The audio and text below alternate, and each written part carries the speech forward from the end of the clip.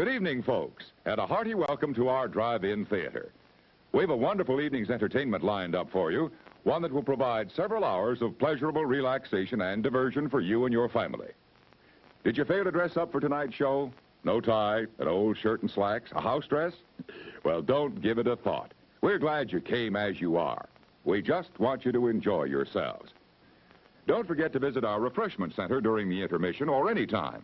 You love the tasty array of snacks we have to offer. So will the youngsters. Everything is quality and so good. We hope you'll make this a weekly visit. Bring the family. Bring your friends. There are always wonderful new pictures to see, delightful snacks to nibble, a gay, pleasant evening for all. Oh, a word of caution. Don't drive over 10 miles an hour in the theater area for your safety's sake. And Mom or Pop, go with the kids when they leave the car. We hope you have a wonderful time. Come back soon. It's 4 minutes till showtime. Hey, fellas, don't fight over that hot dog. There's plenty for everyone. Big, plump, and juicy, wrapped in an oven-fresh bun. Add mustard, relish, ketchup, and go to work. Yes, the hot dogs at our refreshment center are the best you'll find anywhere. Everybody agrees on that.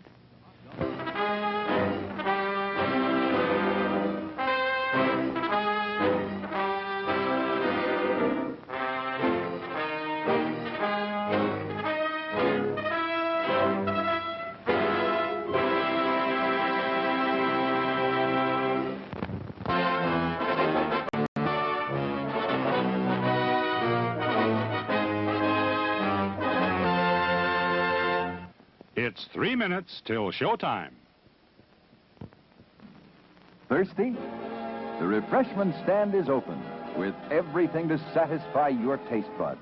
Here's the menu: the hottest, freshest, crunchiest popcorn, each kernel popped to its fullest with that real movie time taste. Cold drinks. You'll find your favorite ice cold, tasty, and thirst quenching. And hot dogs, hamburgers, and candy too. Now a short intermission, so you'll have time to make your selection before the show begins.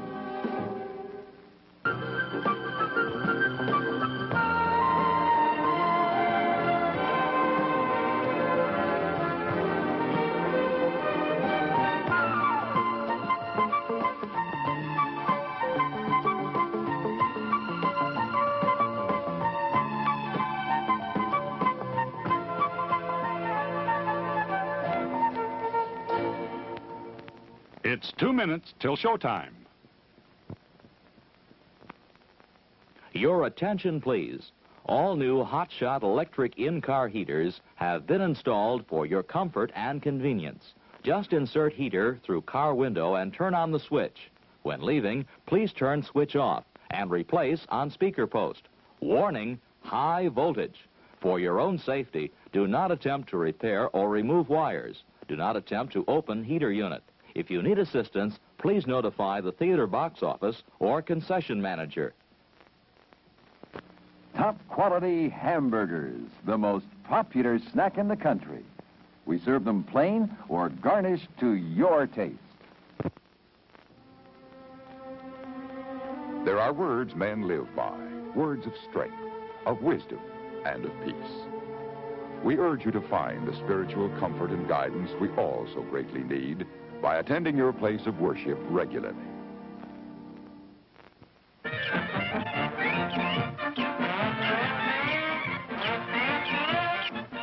Just 1 minute to go.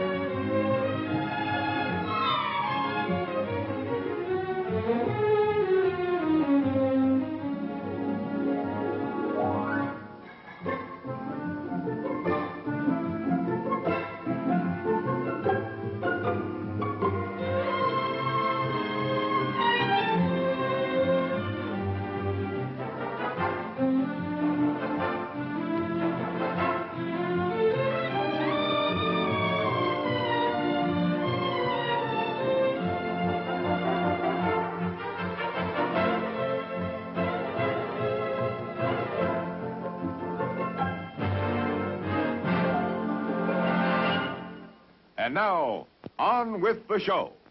No, that's not big enough. No, that's not big enough either. That's more like it. We're delighted to have you with us, and we extend a cordial welcome to you. We've lined up the top stars from Hollywood and from all over the world to entertain you on our giant screen with the new, colorful motion pictures you've been hearing about and reading about. To add to your enjoyment, we're all wound up to bowl you over at intermission time with live wire service at our snack bar, where you'll find a tempting variety of favorite foods and beverages. Your continued patronage is very, very welcome.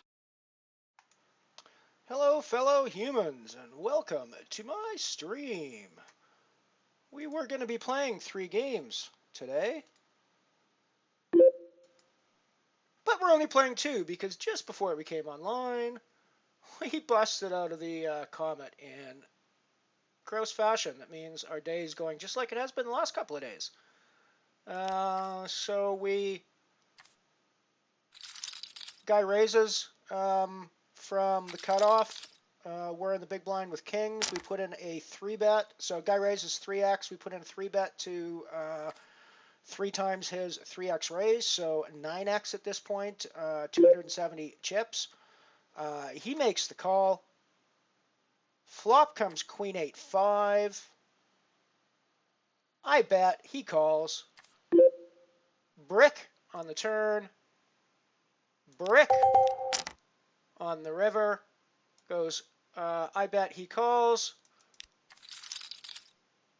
I bet he shoves. I call the river. No, sorry. I check the river. He bets. I shove. He calls. He has queen 8, which is hit 2 pair on the flop. So our kings get toasted, and we are done in the comet on our first real hand played. It's going to be one of those days, apparently.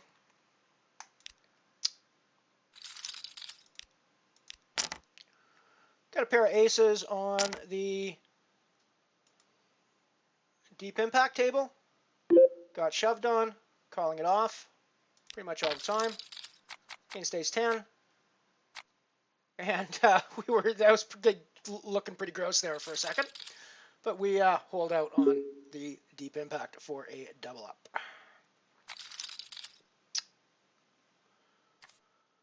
So I got a bit of a late start today because I had to go out and get a new monitor for my system. I run 2 monitors all the time, and a couple of weeks ago my second monitor blew up, so I've been borrowing my roommate's for the past couple of weeks since she's been away, but she's coming back on Saturday, so I figured I needed to buy myself a new monitor to make sure that she had her monitor back when she came home.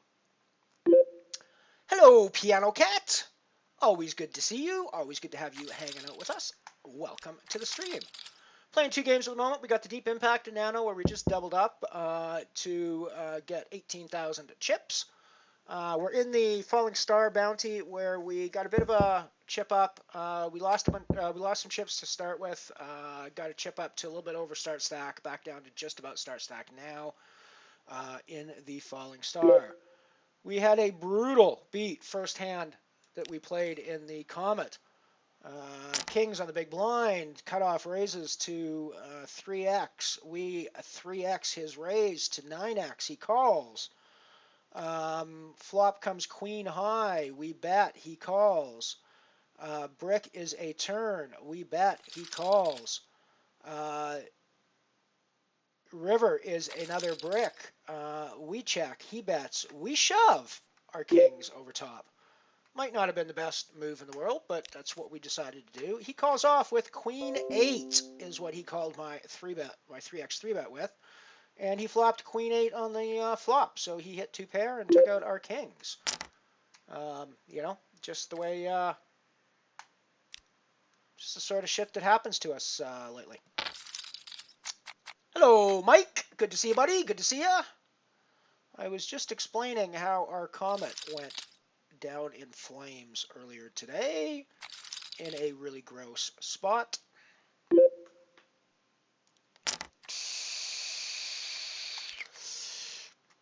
Was also explaining why that I'm on a bit late today because had had to go out and get a new monitor, and I had to set that up, and it's a bit weird. Today might be a bit weird with the streaming because my new monitor is 4K, and I set it up, and I love the 4K. It's great, but at the moment, it's messed up my standard pattern for streaming. I've got stuff on different screens than I normally have. I'm playing on a different screen than I normally play on. I got OBS on a different screen than I'm normally playing on. So things are going to be a little messed up today, possibly. Also, the different resolution. I've got one screen that's 1080p. I've got one screen that's 4K. So moving my mouse between screens is potentially tricky until I get used to where I have to have the mouse to move it across to the new screen, because the new screen or the second screen is smaller than the first screen. So yeah, it's going to be an interesting day. Yes, and cats. Always cats. Always cats.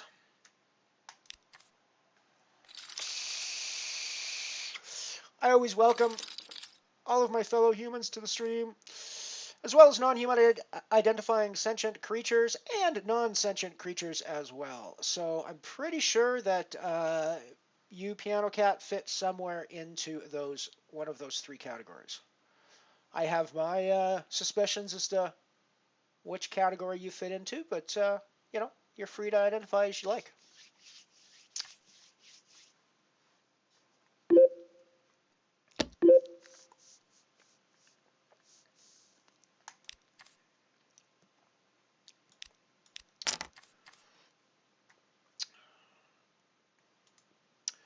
So Falling Star, going to put in a raise here with my 9-10. Seems like I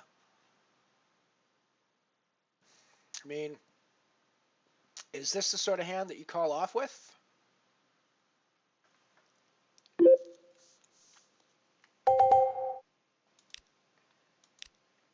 I mean, it strikes me that I'm just very exploitable when I fold that on a regular basis.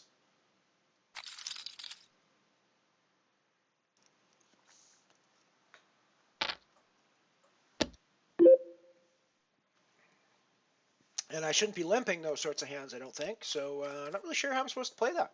I guess just raise fold. I guess just be exploitable, I guess. I mean, I suppose I could just assume he had a big hand that he's reshoving there, but you know, equally he could be just on anything.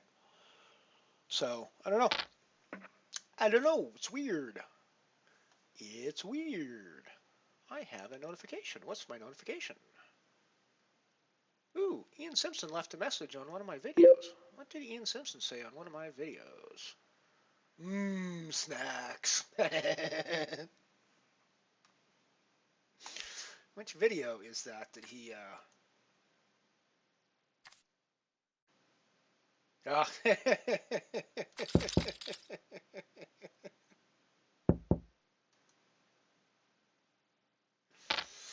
Hello, hello, Mr. Ian.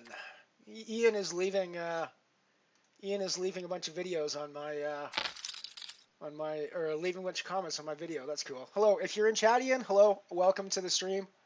Glad to have you hanging about. Glad to have you checking things out. Always nice to have you hanging around.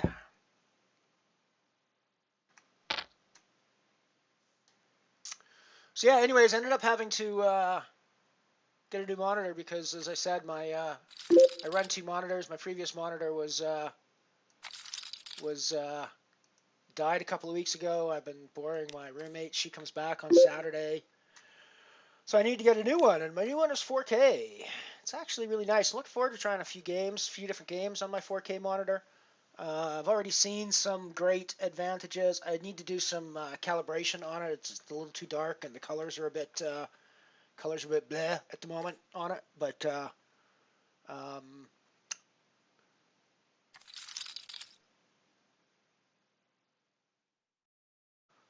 and it's actually really dark, it looks like, on my TV set as well, which is, I don't know, on the stream as well.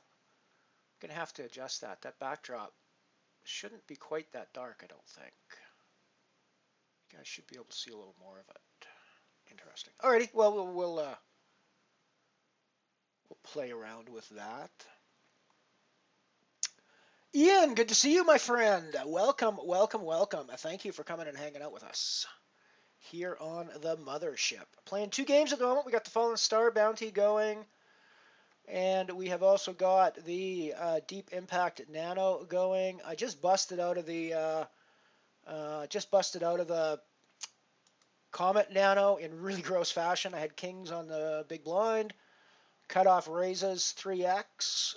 I repop his 3x again, so it's 9x now. He calls. Flop comes queen high, so I bet he calls. Turn is a brick. I bet he calls. River is a brick. I bet he shoves. I call. I have to go back and look at that. I might have checked, and he might have shoved, and I called. But either way, we got our money in on the river when I was still got an overpair to the board, and he had flopped a 2-pair with queen 8. So I'm not really sure why he's calling my 3-bet there with queen 8, but I guess that's what you got to put up with in the nanos.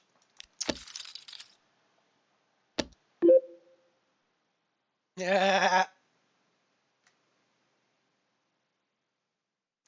That's cool. It happens. It happens. We've pulled up a nice little hand in the Deep Impact. Just gonna call behind here. Yeah, didn't need to see the king. That kind of counterfeits my hand and puts me in for some chops. But I think we're definitely playing this. We're definitely playing this aggressively because I don't think he has clubs all the time, and I think he. I mean, we're gonna split, but I wish I'd gotten that in on the turn. But I think that with all my draws there, I think just calling behind is good. I mean, that's just the worst card that can come, basically. So. Yeah. Yeah, I'm not sure how that happens sometimes. Twitch has got weird interfaces with videos and stuff. I know that with my job with Poker News, I do, or with some of the Poker Star stuff I do a lot of video cutting from Twitch, and it can be really weird. The live video will pop up in the middle while I'm trying to record a previous video, and so I have to start again because the live video's popped up. It's really weird. It's really weird sometimes. I'm going to fold the Jack 4 on the button and head over to the Falling Star because we flopped a flush draw here after getting in for a free flop. Yeah, no, it is quite nice. I got a pretty good deal on it, $370 Canadian on sale. It's a Samsung. It's only 28 inches, so it's kind of small, but it's kind of funny that I'm talking about 28-inch monitor is small, but it there was 32s and stuff I was looking at, but I just want to put the money down for quite that much money. I'm just going to call behind here. I could put in a raise, obviously. I probably should have actually put in a raise here to clear out some of these other players. Yeah, I actually wish I'd raised there now that I'm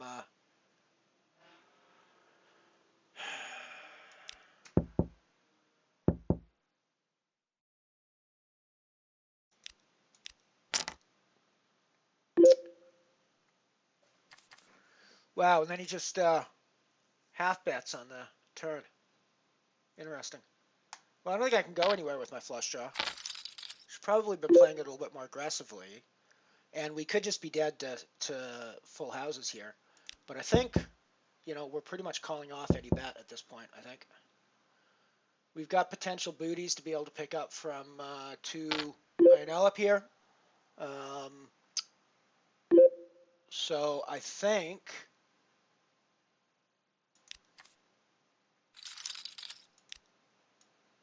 We put in our raise here.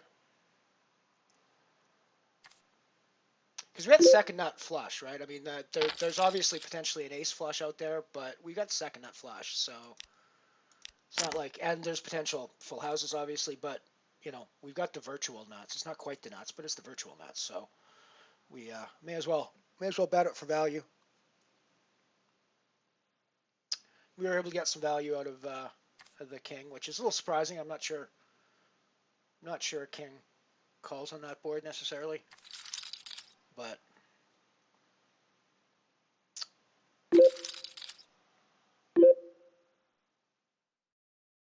I think the king 8 is probably done. Going to jump into the dark matter nano as well, since I busted the comet in such brutal fashion. So let me get that updated onto my spreadsheet.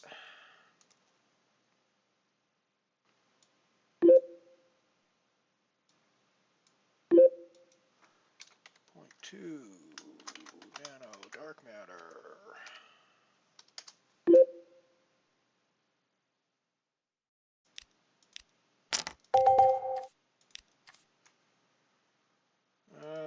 Picked up an interesting hand on the deep impact table that I've just put in a raise with.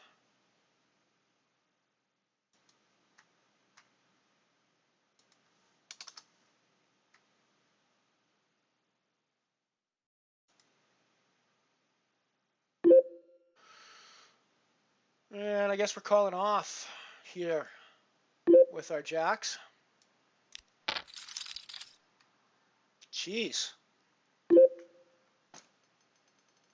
I mean, we take some of the pot, but it's pretty gross when the king queen just gets there, right? I mean, that's been the way our days have been going the last couple of days. It's just we get in with by far the best hand. I mean, I guess we're racing there, so it's not by far the best hand, but still, we get in with the best hand, and they get there on us. The kings earlier, queen 8 gets there on us. It's just been really gross the last few days. So, got to be able to work through it, of course, but that's what makes poker gross sometimes. So today's buy-ins, currently we're 210 total buy-ins at the moment. Nothing coming back yet. It means we're at about 53-cent average buy-in for the day so far.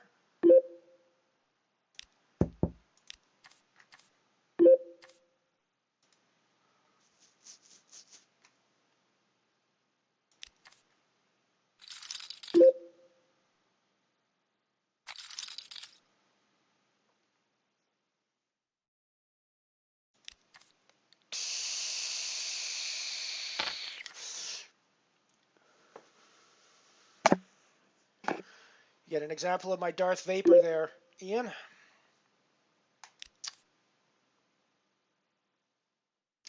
So yes, we've got the dark matter running now. Let me get that popped up on screen so we can take a look at it. Properties, dark matter, and make sure my titles are right for that. Oh, and also for the fact that I'm no longer playing the Comet because I hate poker, basically, is the answer for that. There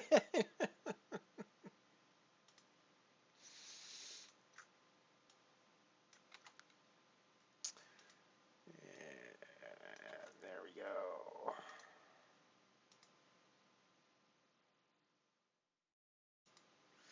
Alrighty, so this is the dark matter nano. Up and running. It's going to take me a little while to get used to this new setup because I've had to flip everything onto different screens since I got to 4K just to make it work properly. There was a weird glitch when I tried to put the spot on my desk where I would normally play poker is where the 4K screen is now. That's the screen I would normally play poker on. When I tried to put Unibet on the 4K screen, it messed up the sizing that I do on my OBS so that I had a bunch of big black borders around all of my Unibet screens. So I couldn't figure out how to solve that. So I flipped everything around, and I'm doing everything on opposite screens from what I normally do. So I might be a little bit confused today with the buttons that I click and things because everything's on a different screen than I'm used to it being on. So This is looking an awful lot like our King's hand at the beginning of the Comet, but we're going to keep value betting our overpair to the board. I mean, I think we need to keep value betting our overpair to the board here. And I think we probably just need to be all in. I thought he got there again. Jesus. I mean, he's just calling down. Wow. I mean, it just got to be able to. Gotta have to put that in my mental calculator for mental Mr. Jacks, because it's an absolute payoff wizard there. I think serious POW spot there.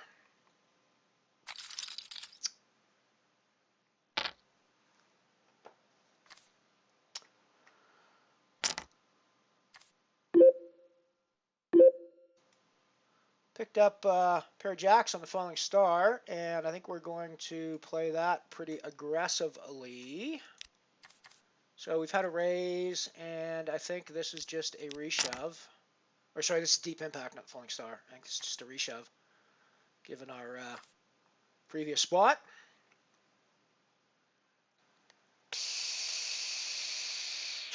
And our current chip stacks. Let me take it down, that's cool.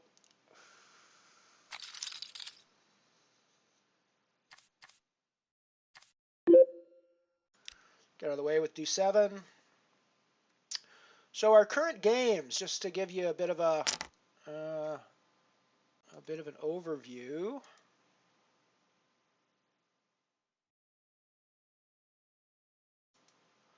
We have currently got the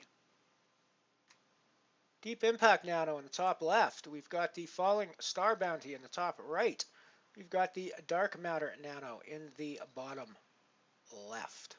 Currently only playing 3 tables. Going to leave it at that for the time being. Might jump into the black hole when it rolls around. Black hole Nano when it rolls around. But otherwise, I'm not gonna have too crazy of a day today. I don't think. We'll go back to the 1 table mode since it's a little easier to see there.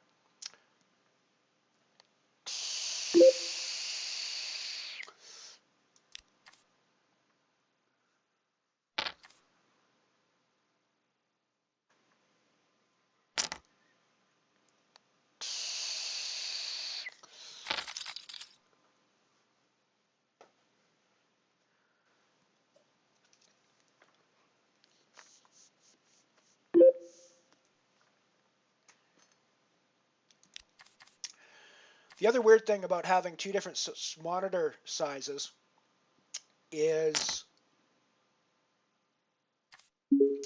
I used to be able to just move my mouse easily back and forth between the 2 monitors because they were the same size, they were the same resolution. Now with different resolutions, when I'm on the 4K screen, when I try to move over to the 1080 screen, if I'm not at the top of my 4K screen, it won't go across because there's only 1080, whereas there's 1900 pixels down on, if that makes sense, on the 4K screen. So there's a bunch of space where it just hits a wall and the cursor doesn't go anywhere. So it's very frustrating, and I'm going to have to learn. I'm going to have to learn when I'm moving between screens now to always have my mouse at the top of the screen instead of trying to move down at the bottom of the screen. Because I used to be able to move anywhere. I used to be able to just move it across, back and forth at will. So it's going to be some learning. Going to be some growing pains here with the stream as I adjust to my 4K monitor. So yeah, we'll get there. But it is very nice. It is. I'm very happy to have the 4K. Once I get it calibrated, and once I get used to the muscle memory of doing things on different screens and all that jazz, I think it'll be a lot better. I might end up having to go out and buy another 4K screen just to make it the same on both. So I'm, working at the same size on both. But 4K is going to be a lot nicer for video editing, that's for sure. Because it gives you a lot more room to work with.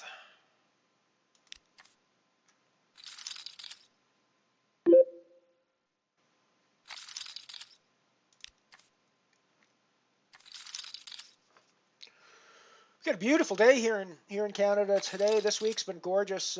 We've had like horrible weather the last last few weeks since pretty much all of 2019 has been just horrible, cold, lots of snow, even more so, even lots of snow for Canada in the winter, even cold for Canada in the winter. So it's been pretty ugly and pretty gross here the last few weeks, and it just broke over the weekend, and we've got what we call a Chinook here, which is Aboriginal word that I think the literal translation is snow eater, but it refers to, it's basically a wind that comes in off the Pacific Ocean, which is about 1,200 kilometers to my west. And so it blows this warm, wet wind off the Pacific Ocean. That warm, wet wind hits the Rocky Mountains, which are about 600 kilometers to my west, and basically drops all of the water on the other side of the mountains, and then comes over as a warm, dry wind down the mountains into Alberta, where I live, and melts all the snow. Hence the Aboriginal term snow eater, Chinook. And we're basically the only place in Canada that has that phenomena in the wintertime. There's a lot of other parts of Canada that are still actually in a pretty gross, cold, snowy time right now. So we're pretty lucky to be able to have those, and it does happen. We haven't gotten as many of those this year as we often do, but it's a nice little feature of my part of the world that we get these Chinooks in the wintertime that warms things up. And when I say warms things up, it went from minus 20s last week to plus 15 Celsius this week. So that's the sort of temperature change a Chinook will bring. I've actually got all of my windows open in the house to air the place out, get all the nice fresh air in, because I've been basically been sealed up tight for the last 4 months to keep the heat in and the cold out. So it's nice to get the windows open and get some fresh air in here again. He says as he sucks on his vape. So we picked up the second nut flush here. Pretty happy with that situation, I think. So we're going to put in a value bet here. We might have checked to see if we could get him to throw a bid in at us, but I don't think. I think a value bet was our best option there, and I think continuing that value on the river is our best option. And I'm pretty happy with him raising. I don't think I'm going to get all of my money in here. I'm never folding, of course, but I'm never shoving here either, I don't think. Yeah, and he just has the ace, of course. And he just has the ace, of course.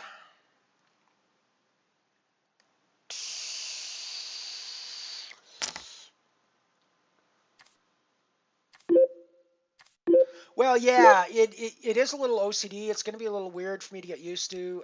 The screens are actually physically the same size. They look physically exactly the same as far as that size is concerned. Probably should have called that Queen Jack, actually, for all my chips, now that I think about it, considering all my chips is very few. So physically they're the same. It's just the resolution is different, and that does hit my OCD a little bit.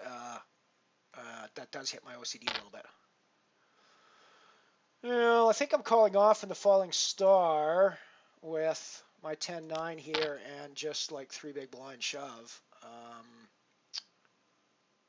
Although we do have somebody else in the pot, so I might have wanted to reshove that instead. We got lucky though on the flop and ended up with top pair.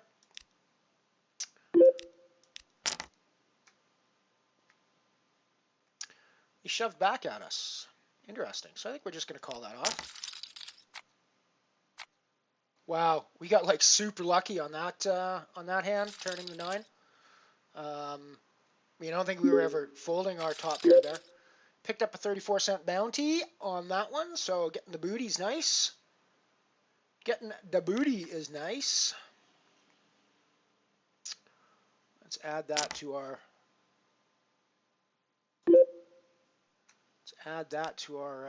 results. So that is 0.34.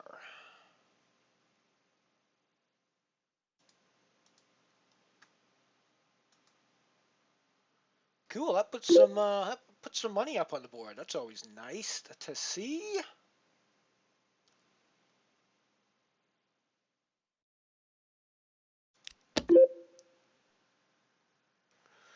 We got a double up in the deep impact, so we're still alive there. We got kings and we shoved, got called, and we held, so we're still alive on that, which is nice.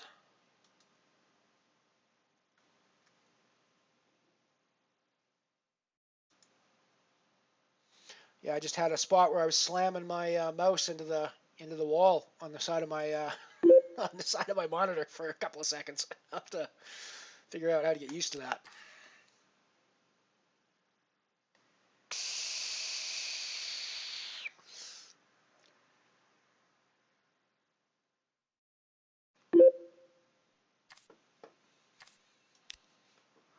So Semi-Helpa has come back over the top of us here. I don't necessarily think that means they've got a better hand than Ace-9. It could actually mean they're just super tilted over that last hand where we sucked out on them. I would be super tilted. I'm not sure I would like go 10,000 again like this, but last time they did this sort of ridiculous raise, it was because they had the better hand. So I guess we just get out of the way.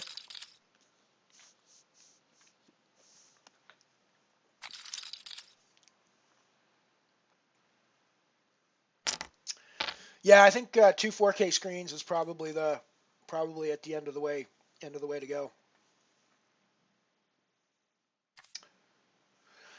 Yeah, the flush, like I said, it was against the. I sort of suspected there was a. I sort of suspected there might be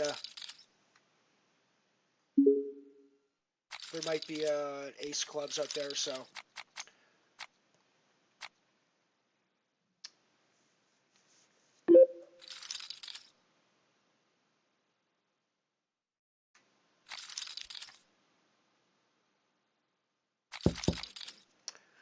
Yeah, and my brain is still trained when I hear the poker noise to look over at this screen. And then I realized that I'm on my OBS screen and I can't actually do anything with that, and I have to look back over at this screen now. So it's going to take a little while to train my brain to look at the right screen when the noises go off.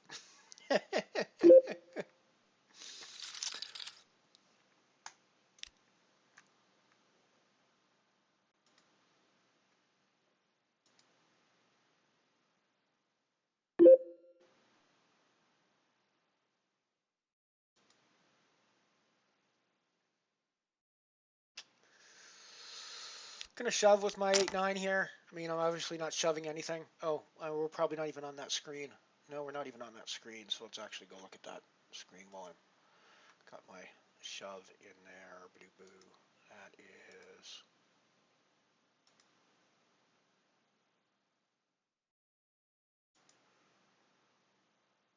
Oops. That one. There we go. Oh, we get there. We get there with a flush. Cool for a double up. Gotta like that. So we're still alive in the deep impact. Still last place in chips, I think. Or close to it, anyways. But I guess you guys didn't see that one go down. I'll bring that up on. I basically shoved an 8-9 suited with like a blind and a half and ended up running out to the flush. So we got her. We got her.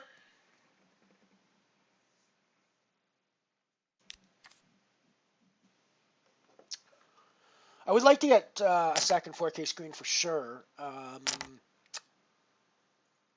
Price is my main concern. I'm not sure I want to drop that much money when I've got a perfectly functional 1080p screen to work with. You know, I'm one of those kind of guys.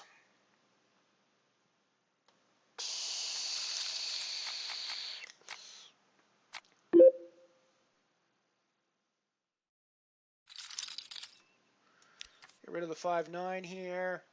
We don't really have much to work with on the deep impact, but I think registration is closed there as well. Yeah, registration is closed on that one, so we're basically working on our last life. Oh, I guess you guys have probably noticed I'm using one of my super secret other aliases today. Flush Puppy.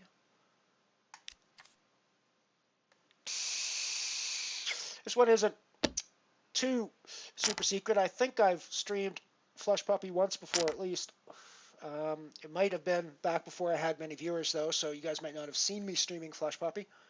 But I think I've streamed Flush Puppy before. I haven't really been too rigorous about keeping certain usernames for only for streaming and other usernames for when I'm off the stream. I've just been sort of changing every couple of days. I change to one of my other names and go back. I haven't even created a new one in a couple of weeks, so I should probably go back in and look at them. Part of it is I've got some names that I really like, and I don't want to lose them, so I don't really necessarily want to go grab other names. I did come up with another name. I think I'm gonna create a Bricky Martin character's avatar at some point.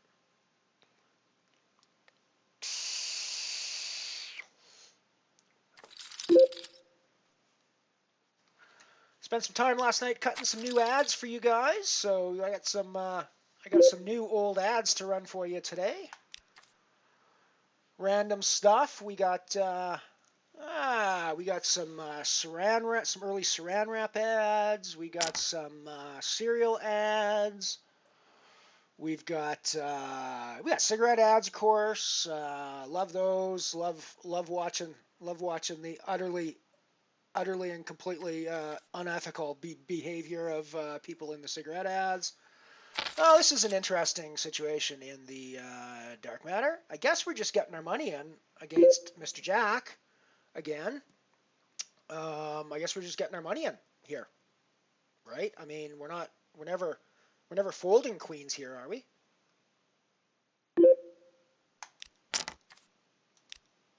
I mean, we're never folding queens there, are we?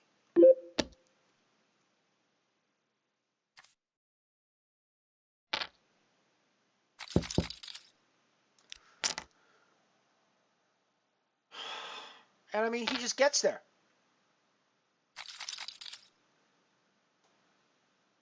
And that's exactly the way our days have been going the last couple of days. Basically, we get in with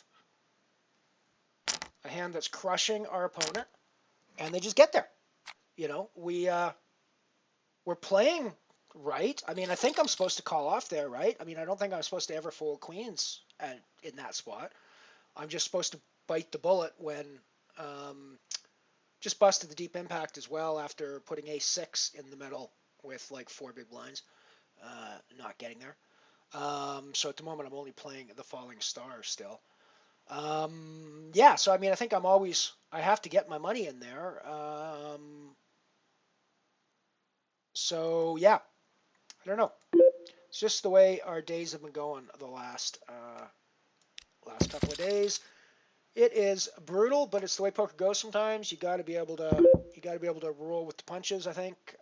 I haven't been terribly good at it the last couple of days on stream. I got a little frustrated, I think, sometimes, and part of the problem is that when you get frustrated at that sort of thing, it compounds later down the road, and it makes you make rash decisions potentially later down the road as well. So yeah, just got to be able to go. That's poker, and you know. Good on you, buddy, for getting your money in real bad there and sucking out on me. So yeah, so let's look at. I guess we'll definitely jump in the black hole. Now, when it kicks off in a few minutes. So I'm just registering in that guy now. And let's put him on our tournaments list. Make sure that he's our black hole. And I'm gonna see a flop with this 5 deuce if we can get in for cheap.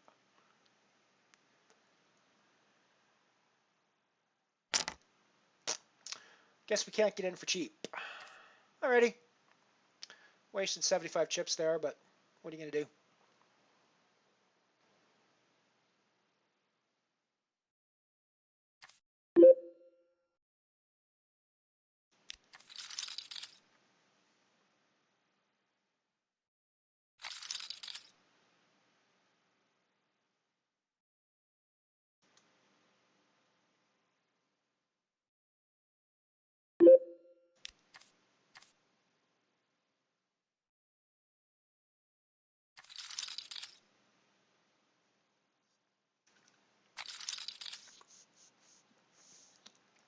So at the moment, the only tournament we're active in is the Falling Star Bounty. We're going to be starting the Nano Black Hole shortly when it comes up at the top of the hour. And might jump into the Abyss at the same time, the Abyss Nano at the same time. Yeah, be looking at the Dwarf Star Bounty later on. Definitely the Nano. We might even look at the big ones today. Although with our day going the sort of way that it's been going. Although admittedly, I mean, we sucked out in the NMP fan. Welcome, welcome, welcome. Welcome to the stream, my friend. Good to see you here. Always good to see you here.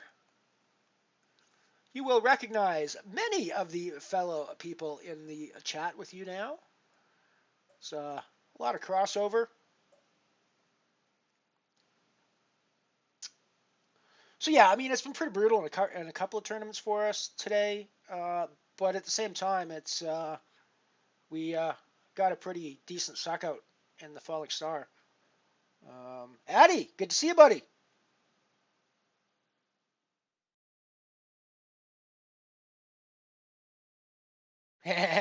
Exactly. It's named after you, so it must be good.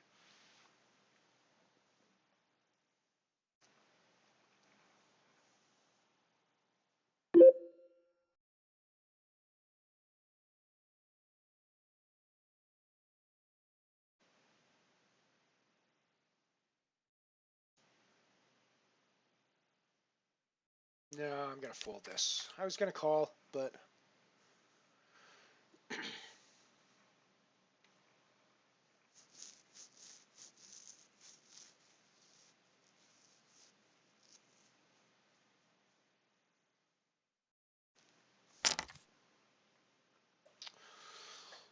What did Addy get the ticket for? I mean, I'm glad he did, but I'm just curious what I didn't see. Maybe I missed. Oh, was that for the...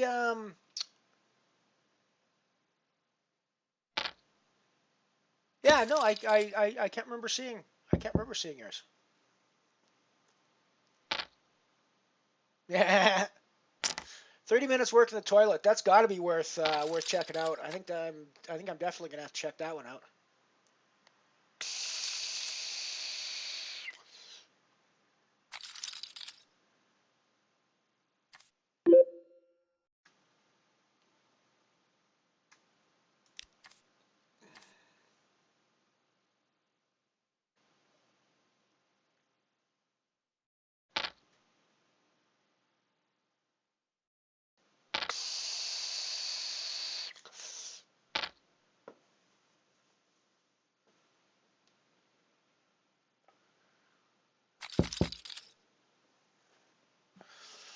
Yeah, the other day when I was streaming, actually, it was a few times ago. I didn't even mention it at the time because it was like one of those weird things. But I went to go do my business on the break, and I'm standing there, and I suddenly realize I'm still wearing my headset. And I'm thinking, God, I hope that all of my OBS stuff is set right and my mic actually is muted while I'm off on my break, because otherwise you guys are listening to me while I'm standing here doing this, and that would not be a lot of fun. So I'm pretty sure I'm completely muted while I'm off on the break. But if you guys have happened to have heard that from time to time, I do apologize.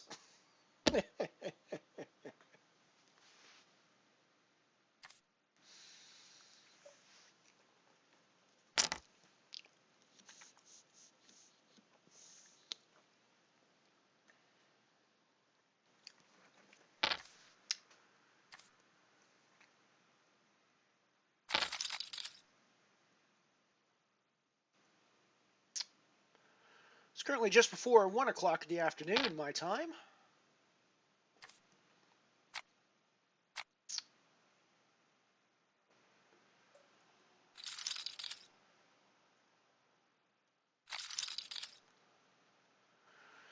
Semi Helpa's getting money in pretty liberally, with a pretty wide range of hands. That last one was, gotta look at the replay on that one just to be sure that I saw what I think I saw.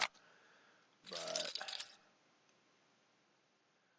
and where did that money go in?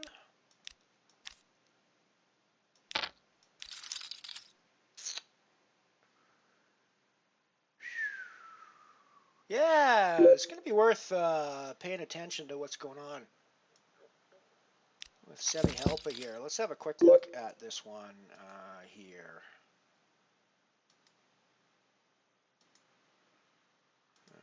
In a second. Yeah, plopped an open-ender. That's always nice. Let's see what we get. Once we get through this, I'll run through this other hand that's really, really, really weird. And something that we're going to need to keep our eyes on. I think we're going to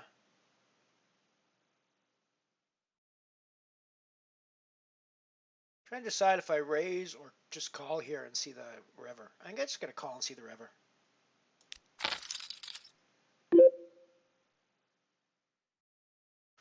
And I think check or check call is the way to go. I don't think I ever get paid when I lead here, but he sometimes fires ace 10, ace jack,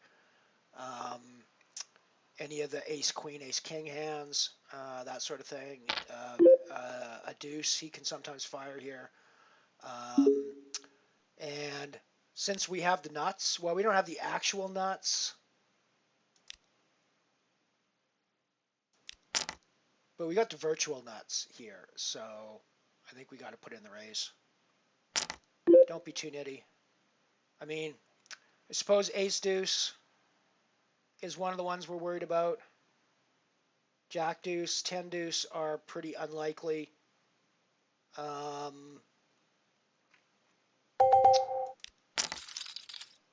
Ace deuce. That is exactly the way our day has been going the last little while, folks. So not really sure how else to go. We're going to start the black hole impact or the black hole nano when we come back from the break. For now, I'm going to go to the break, and we'll be back in a few short minutes.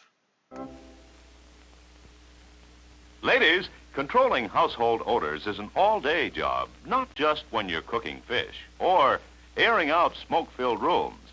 Why? Because offensive odors linger in your home for hours. You may not notice them because you've become accustomed to them, but folks coming in from outdoors are sure to smell them. So, play safe. Odor condition your home with Wizard Wick Deodorizer. It keeps any room in your home sweet-smelling 24 hours a day. Simply raise the wick, and away goes fear of stale tobacco smells, the embarrassing cooking odors of fish, onions, cabbage. Unpleasant smells in any room. Yes, you're safe with Wizard Wick Deodorizer because it works as a continuous odor conditioning unit. Get Wizard Wick Deodorizer, only 39 cents. Other Wick Deodorizers cost up to 69 cents, so you save 30 cents. Get Wizard Green Wick for pine scent, Wizard Pink Wick for delicate spring bouquet.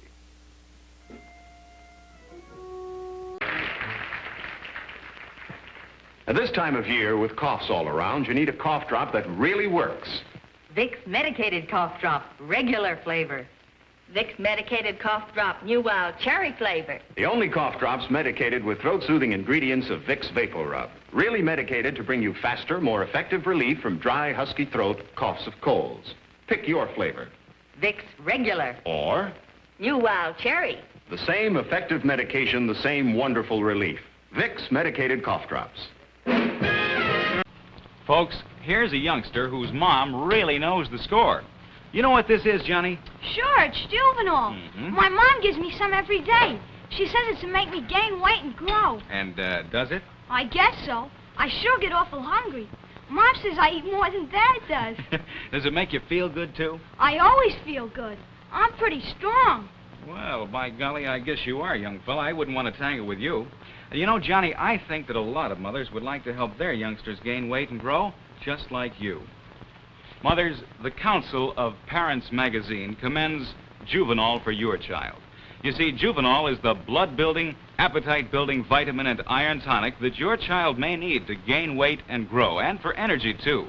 And this is especially important during these summer months ahead because the youngsters play harder and they naturally burn up energy a lot faster. And believe me, the results may amaze you. This big 16-ounce bottle of Juvenile, now enriched with vitamin B12, is only $1.98 at all drugstores.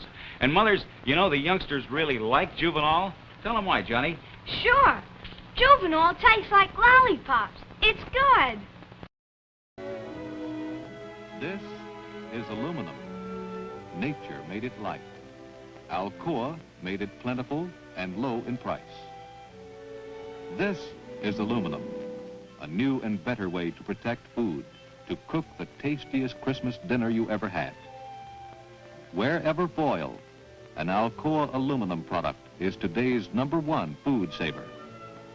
It prevents shrinkage during cooking, seals in food flavors,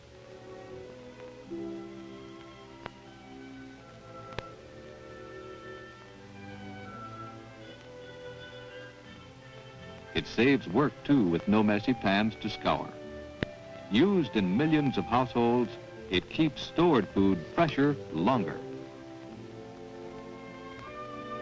There will be more and more wherever foil next year when our country's defense needs have been met. Wherever foil for the kitchens of America. Aluminum from the ever-expanding facilities of America's foremost producer, Alcoa, Aluminum Company of America. This is the CBS Television Network. Join the army that everybody can belong to. The Army of Community Chest Campaign Workers. 60,000 volunteers are needed to carry on this war against broken homes, all kinds of trouble. Do your part in keeping our home front strong. Be a Community Chest Campaign Worker.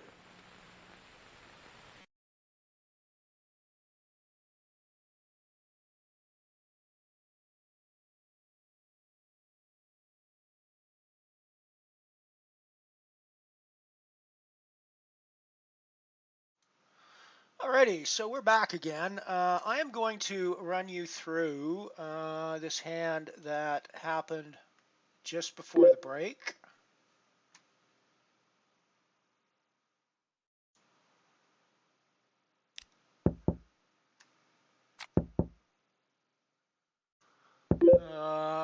I was going to show you this hand, but it's not as relevant as the hand that I busted on, which we ran at the end. I mean, I don't really think there's much else I can do on that one.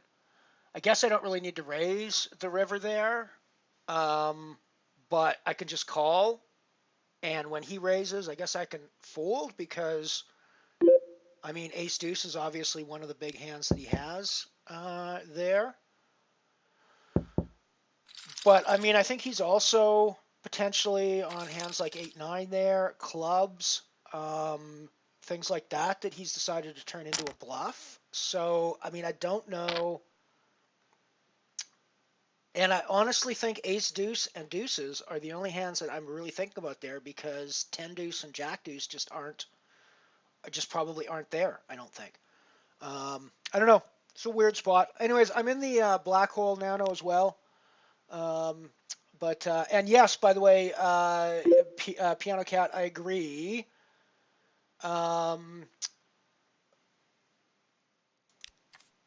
Ian and NMP need to be VIPs here for sure. 100%. So I'm just getting all of my stuff set up to get the black hole up on screen, and we'll get the abyss started here in a second as well. So we've got the black hole in slot 2.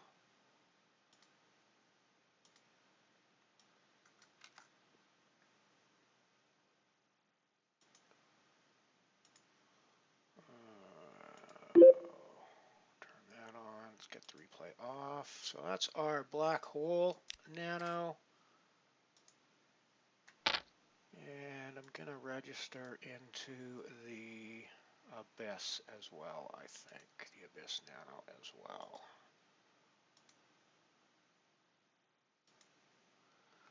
Okay, so that one will be here.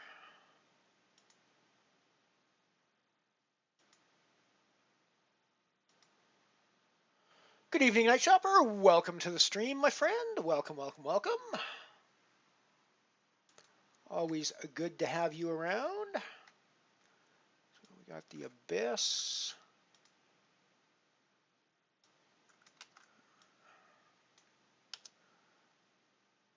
It's been kind of a brutal day for us so far.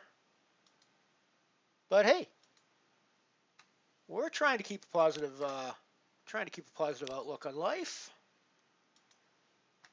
And we are now playing this here black hole nano that's up on the screen now. Whoops. Oops.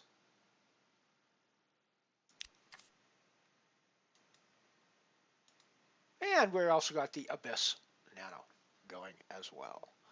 Need to add the Abyss Nano to my tracking sheet.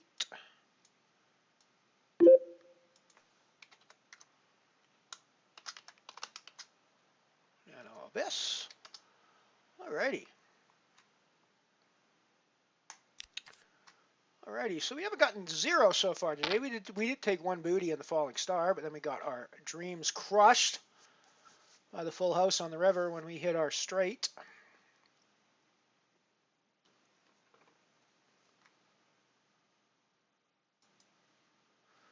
We'll also jump into the Dwarf Star bounty.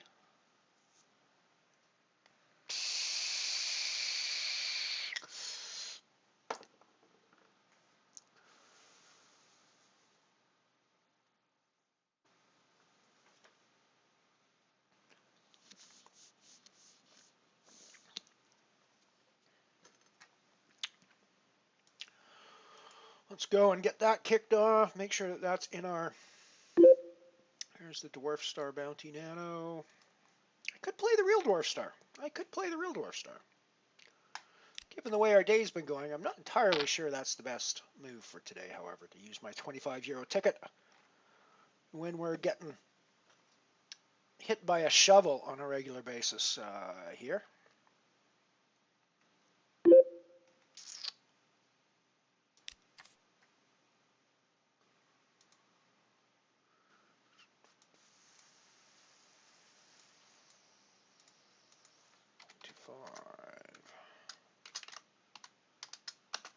Nano Dwarf Star.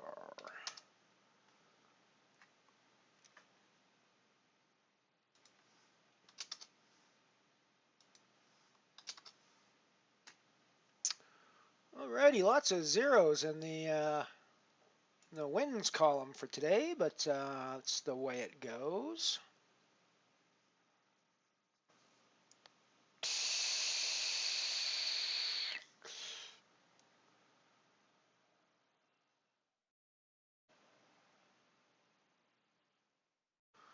It's great to see everybody here. It's always fun to hang out. Even when I have a losing day, it's always more fun when I'm hanging out with other people on stream. I played a couple yesterday, just got my ass kicked in a couple of tournaments, and I was just like, that's it, I'm done.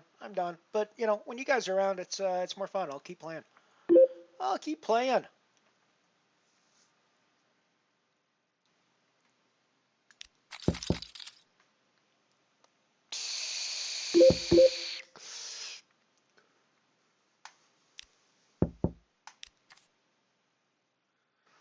You should have one of your avatars be Kitty Wizard, Piano Cat. I think Kitty Wizard would be a cool name.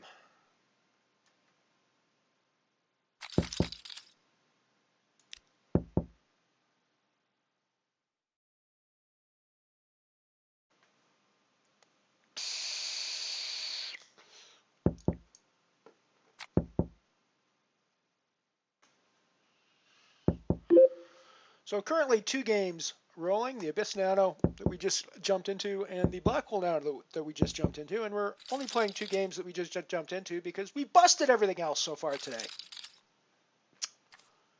And we busted it in rather brutal fashion.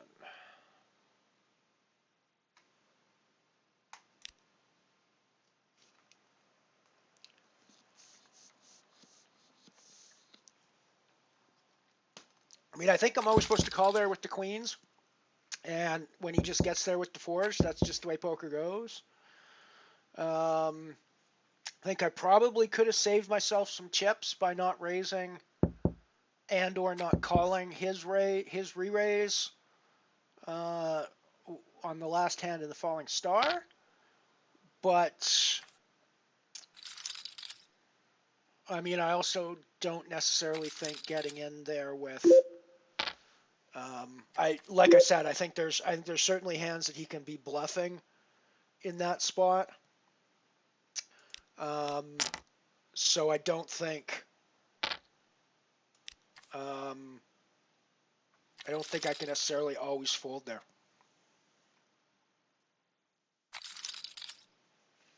Even when he shoves back at me. I mean, yes, he's going to have ace deuce there some of the time, but I also think he's going to have missed draws that he's turned into a bluff.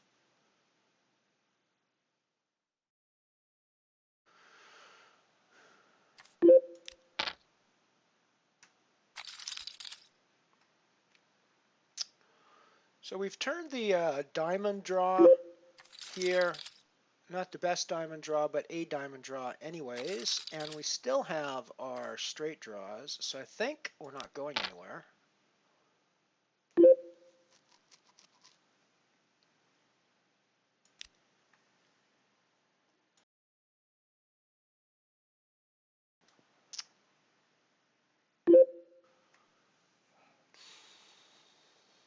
So I don't think we can value bet this with the diamonds because there's the queen and the ace that beat us, so I think we just check back and take our showdown value.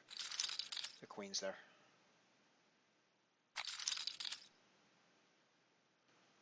Yeah, I mean, it's exactly the sort of situation we're finding ourselves in the last few days. And, we can only escape from that so many times, right? When that sort of thing happens, when you're nut over second nut or, second nut over third nut kind of thing, it's pretty gross spots.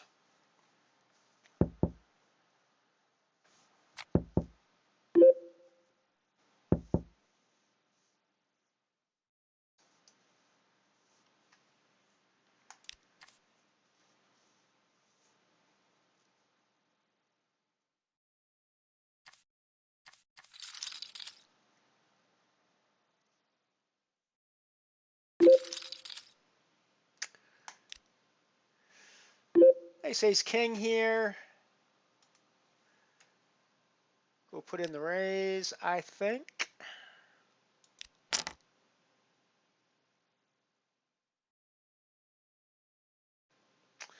Few familiar faces on this table. Well, at least one. Margaret to my left is somebody I play against quite a bit in these nanos.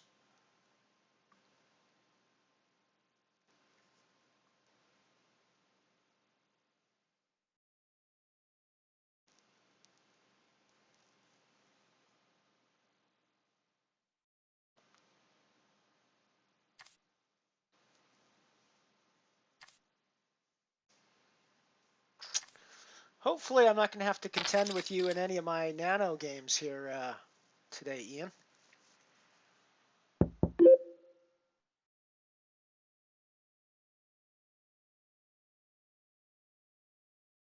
I'm going to do a delayed c-bet on this board. I could bet, but I'm basically only representing the jack at this point. On the flop, I think I've got a much more credible c-bet now than I did on the flop.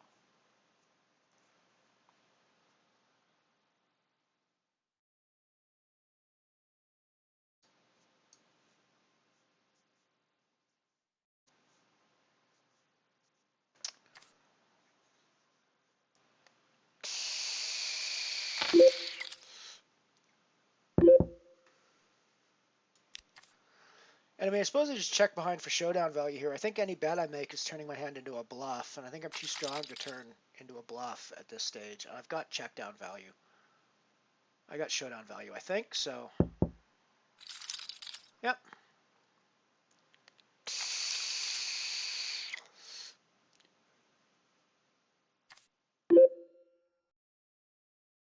And I think any hand there, yeah, I think I'm definitely turning my hand into a bluff if I put in a bet there, so I think I just have to check it back and take my showdown value.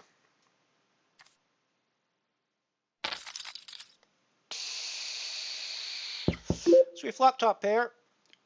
Fairly happy with that. Gonna put in a bet, value bet.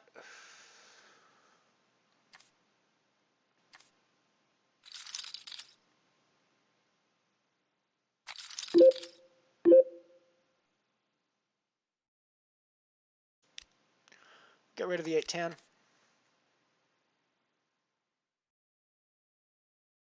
All right, Mike, we'll see you in a bit.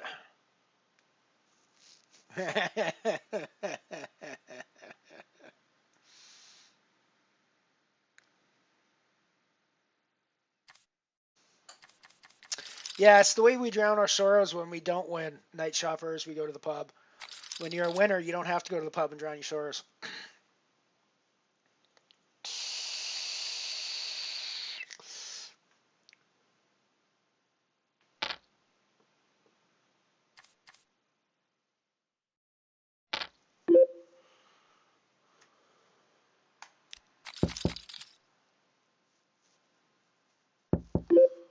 Got a few backdoor draws here. Overcards to the board. So we won't be in terrible shape in this hand. None of our backdoors came in though, so...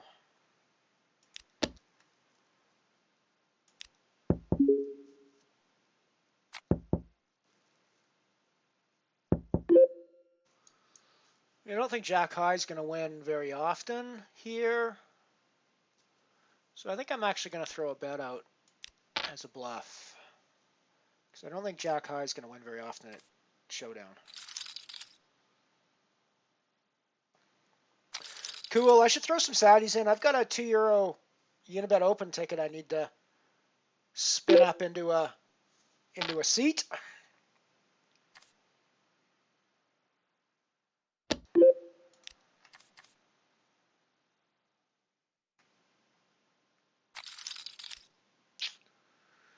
They're raising a lot. So this is actually going to...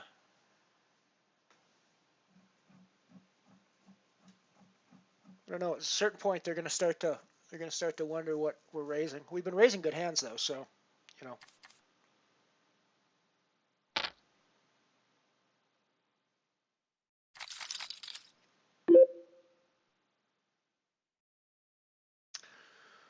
So we got an overpair. And basically at this point it's only the 5 that we're particularly worried about.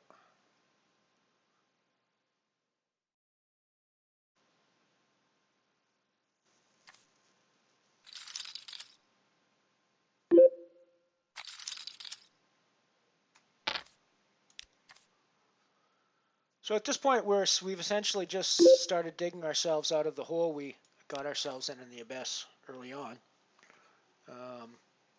And we're pretty close to dug ourselves out.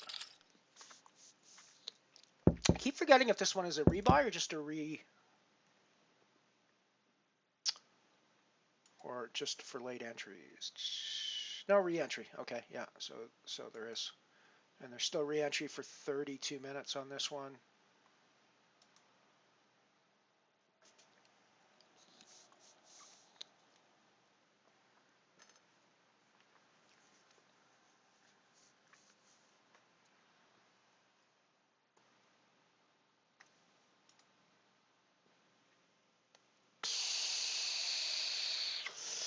I should start playing some of the saddies for those bigger tournaments. Actually, I haven't played any of those.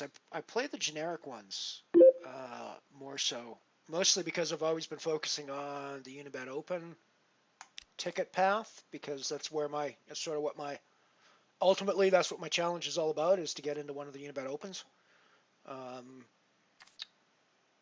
But I should start looking at some of those because I think that there's a good chance to make cash, and the more cash I have, the more opportunities I have to be able to buy into bigger satellites, so I have fewer steps to get through. So I'm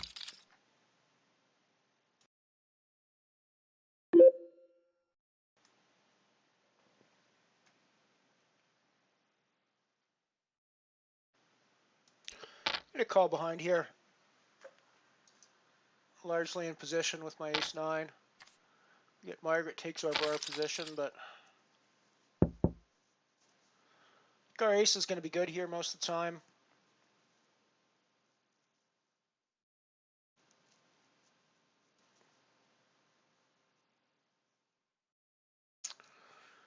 May's raise early was just a min raise.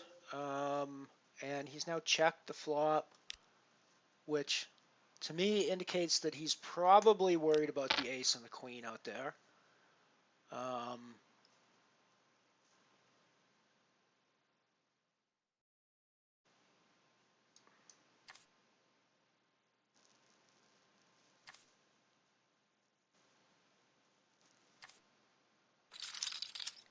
Yeah, so it makes sense that he was either just on a lark there, or he was playing a smallish pair that he wanted to see if he could take down pre-flop, and then when the ace comes, he's just done with it. It's the way it seems.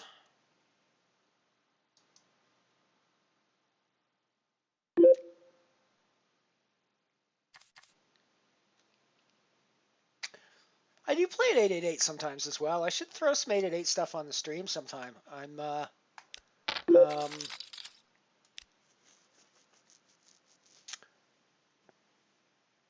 I don't play there very much. I find the interface just really feels cartoony to me.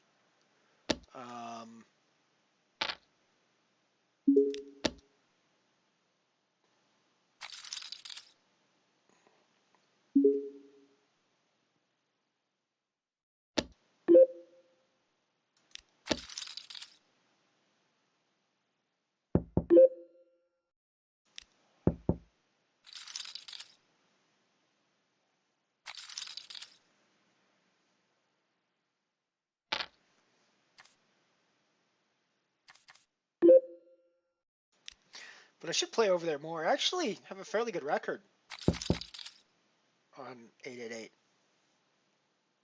as well, so I just don't play there very much. So it's a very small sample size.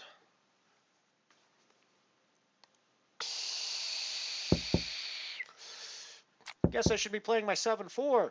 Never fold 7-4 offsuit, people.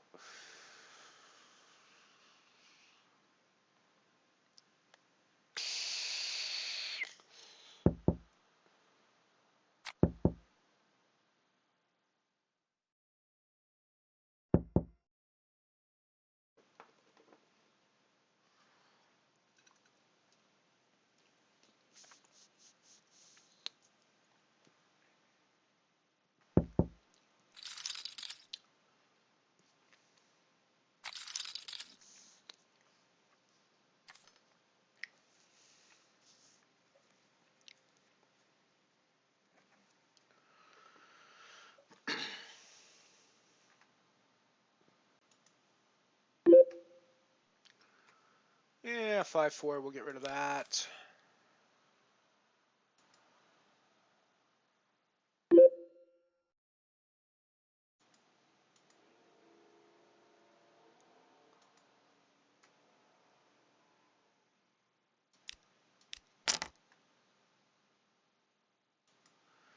Just put in a raise from the button with 10-9 on the black hole table.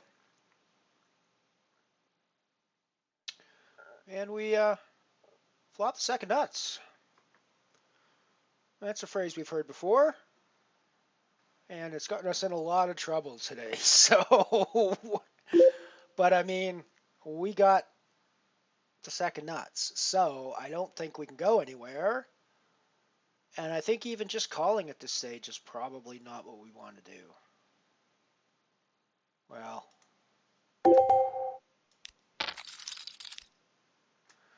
yeah, see, that's why. But we do have the straight flush draw, which is decent, and we do still have the virtual. We do still have the straight nuts. I don't think I'm going to bet this though. King of diamonds would be nice on the river.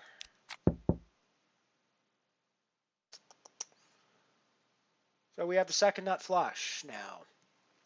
We've heard that story before as well, and it's gotten us into trouble today. When everybody checks, is the king ever out there when they check here? Are they waiting for, are they trying to trap someone into betting? I'm going to go for some value here.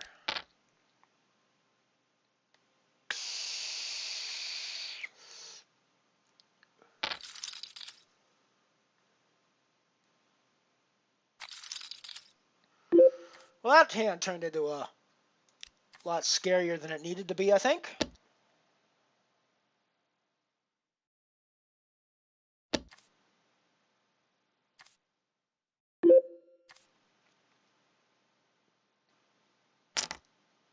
Cool. See, I don't find the Unibet interface, and I guess cartoony is the wrong word for it, because I see what people mean if they call the Unibet interface cartoony. I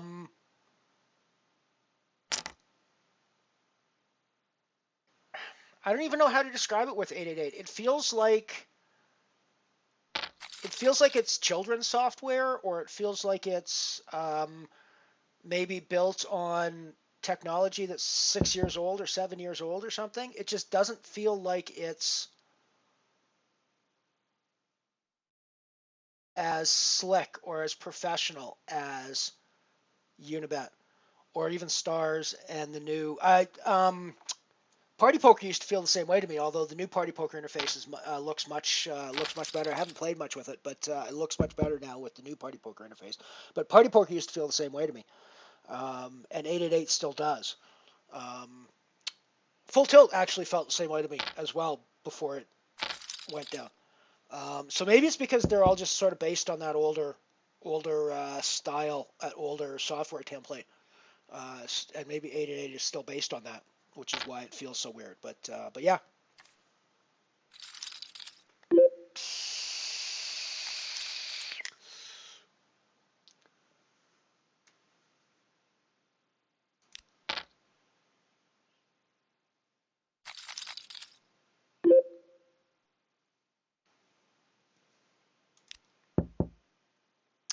So Queen 10 suited.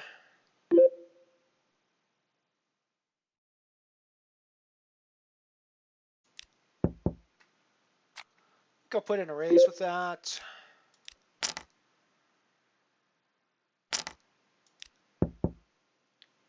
We get insta re-raised.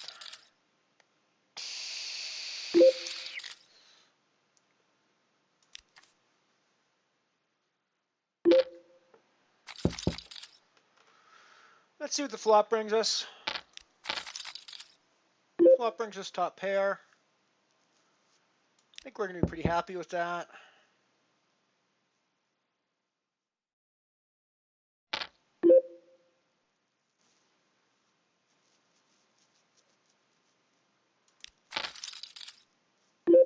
Not so thrilled with the turn.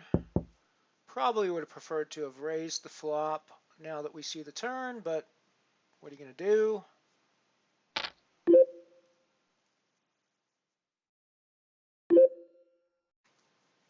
It does feel like we just got outturned on this hand.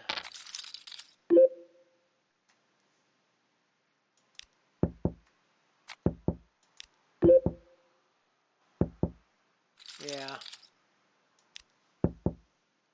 Sort of expected that to go check at the end. The bear ace shouldn't really be betting there into that action, I don't think. And I almost never get an ace to fold there, I don't think, with my bet. So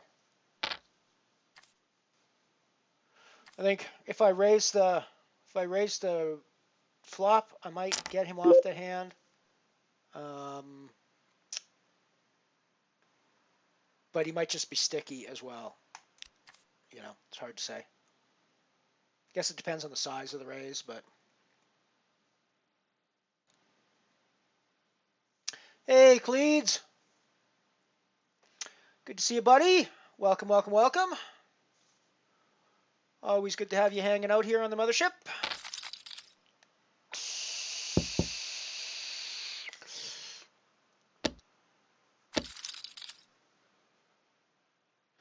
Gonna have the Dwarf Star Bounty starting up here in about 15 minutes, the nano version.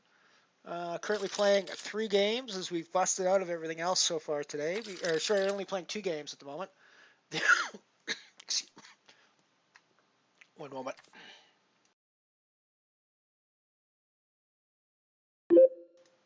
So currently playing 2 games at the moment. We got the Abyss Nano going, which is currently not being shown on stream, and the one you're currently seeing as I'm speaking is the Black Hole Nano. We got the Abyss Nano as well, and we're going to have the Dwarf Star here starting up in a few short moments.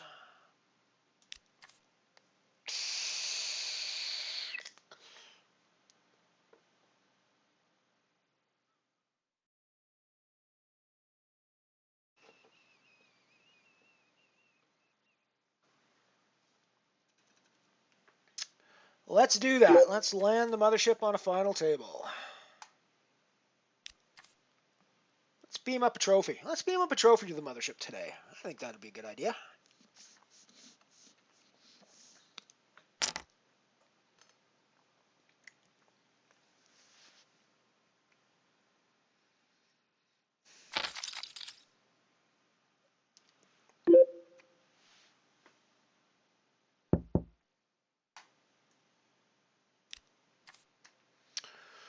We are currently 9 of 20 in the Abyss Nano with 20 minutes left in late registration on that one. Only a total of 21 people entered in that one so far.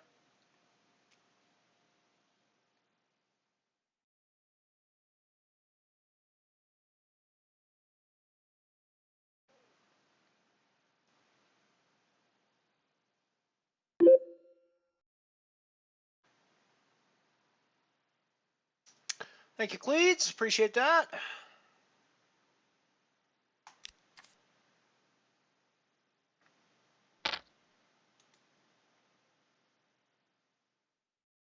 Yeah, they made me update today as well. I had to grab a new client today.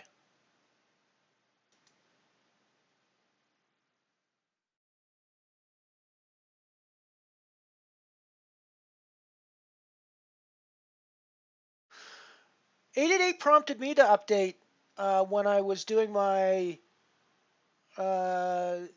Sunday brief this week, but it looks pretty much the same to me. I had an update, but yeah, it looks pretty much exactly the same.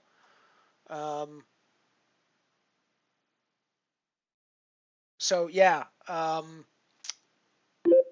not really sure what they did to update, if they updated it at all, but we've had a fortuitous turn of events over on the Abyss Nano table, where we got in for a cheap flop, and we flopped 2 pairs.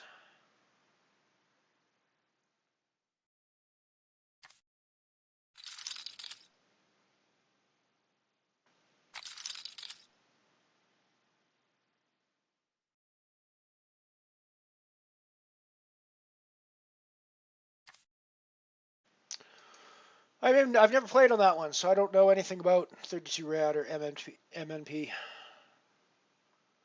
I'm pretty limited in my scope of online poker. I played 888, Poker Stars, a little bit of Party Poker way back in the day. I haven't played on there in years. Played on Full Tilt back in the day for a little bit, although not very much. Basically, not until they got taken over by Stars. I didn't play on Full Tilt when it was like just Full Tilt.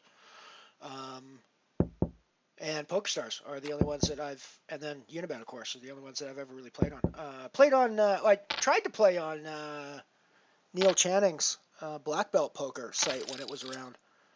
Never actually did get to play online there because I always had deposit issues trying to get money onto the site.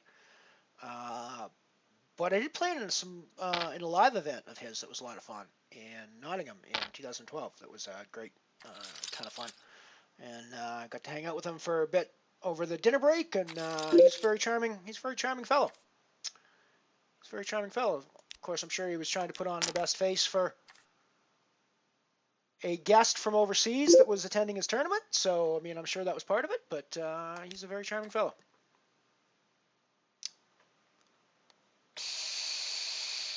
Hello, MVE. Good to see you, buddy.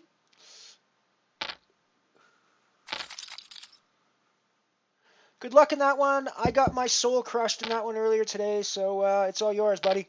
I'm done. I got my soul crushed already.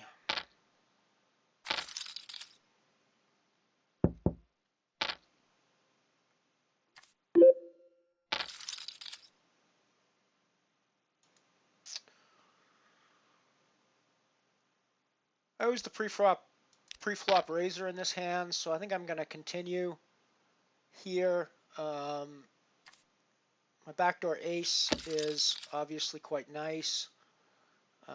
And I think the ace-queen is actually going to be good here at showdown, a reasonable amount.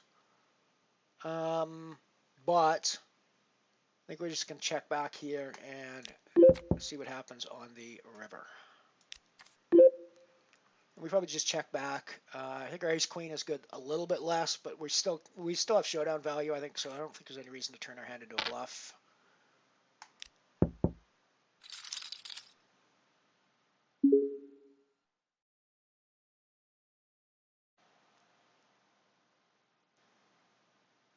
Wizardwick, nice one. Good stuff, Piano Cat. I shall look for Wizardwick on the tables.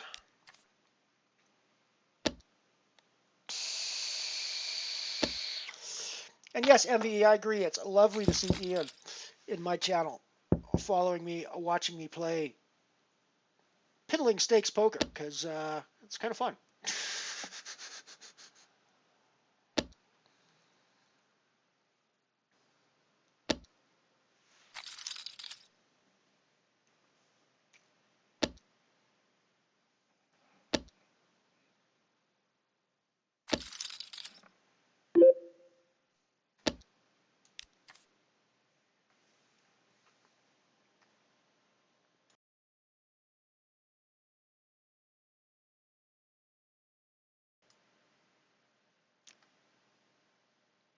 It's a perfectly good reason to come to the stream.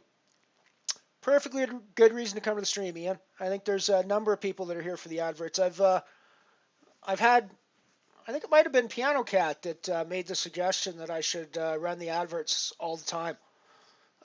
So maybe I should start a new stream. Maybe I should start a secondary stream that's just adverts 24/7. I don't know. I actually have thought of once in a while doing a classic movie stream from Never Fold Your King 9, folks. Never Fold Your King 9. Now, I have thought about doing a classic movie stream, grab some of the classic movies off of archive.org and run them, and have kind of like a movie popcorn night and so on. It doesn't really lend itself to a stream type thing because nobody wants to hear me talking over a movie that's playing. Geez, never fold your queen 4 either. I should obviously be playing every hand on this table. Go for it, MVE. Take her down. Take her down.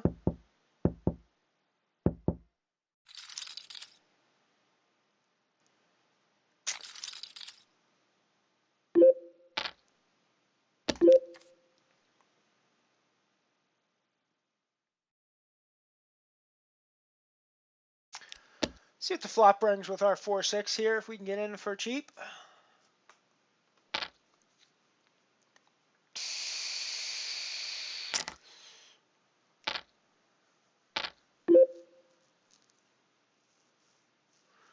It's not as cheap as I wanted, but I think we may as well stay here in position at this stage.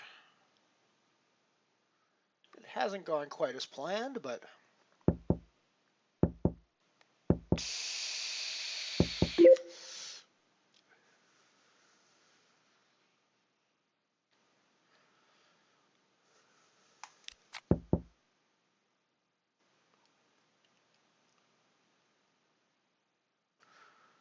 I don't see it checking to me, but if it does, I'm actually firing this river, or this turn. Yeah. I knew somebody was going to fire this. Should have fired. I thought about firing the flop. But I don't think I clear out the whole table when I do that, which is the only objective to doing that. So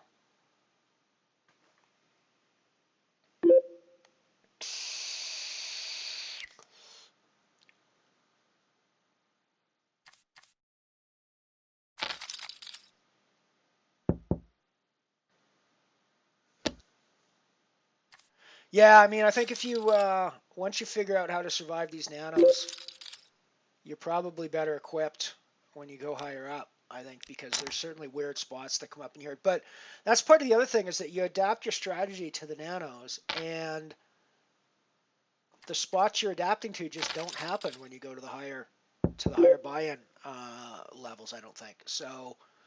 It's interesting. That said, I actually haven't seen a whole lot of difference in play between, say, $1 and $2 or €1 and €2 singularities versus 10 and 20 cent nanos. I just haven't seen a whole lot of difference in the play. So maybe there isn't. Maybe you do find yourself in the same spots.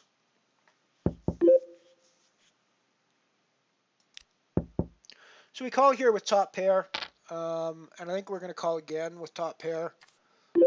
He can obviously be on a better jack or the straight here, but we've got outs to the bigger straight, and I think top pair is just too strong. Now, obviously things like ace queen just got there, any queen just got there on us, but our two pair is still probably strong enough that we have to go, and he has a set. That's a reasonable spot to be in. I'm not surprised. I'm not upset with the way that went. Other than the fact that I lost, of course. It would be nice to win it, but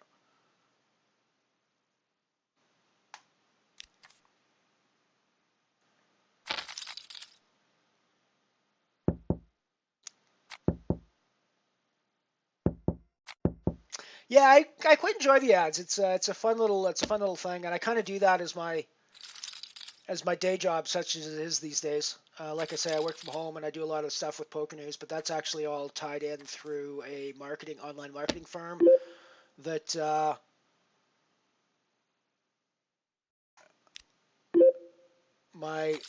editor of Poker News Canada started up a few years ago, and I've been involved with for the last year and a bit now.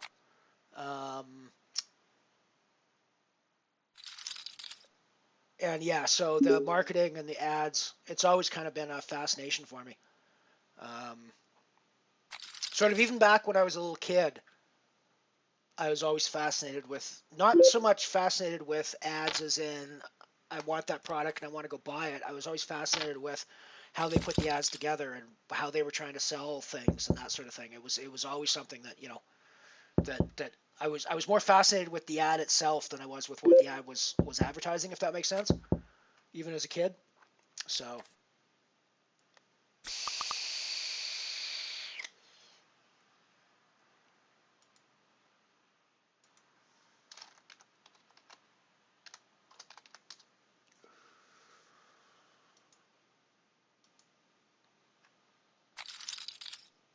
I wasn't sure whose suggestion it was. I think, and I know it was just a joke, but yeah, there actually has been suggestions that we run the ads the whole time.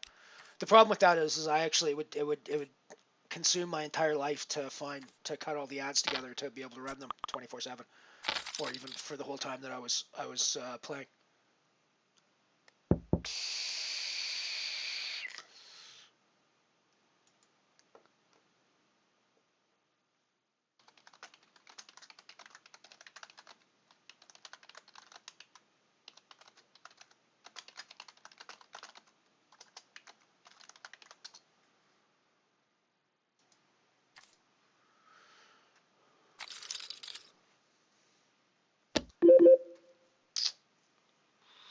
Get rid of the 10-5.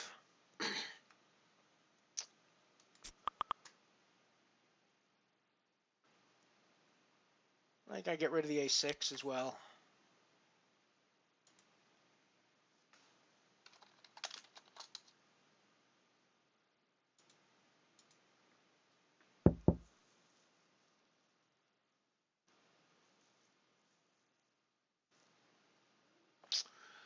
Ace King now on the Abyss.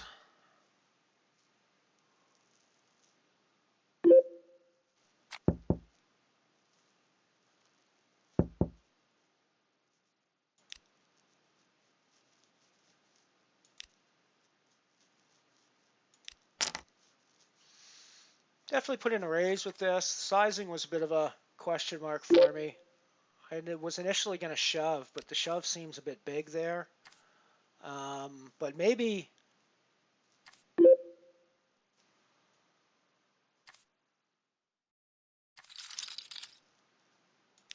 Put in the c-bet here. We just had our dwarf star pop up as well.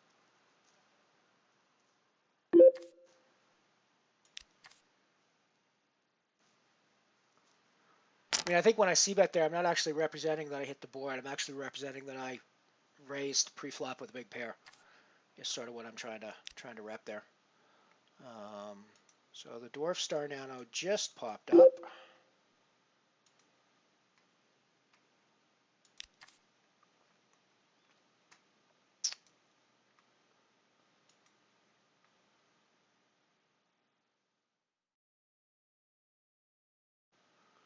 Where are you, dwarf star? Where are you, dwarf star?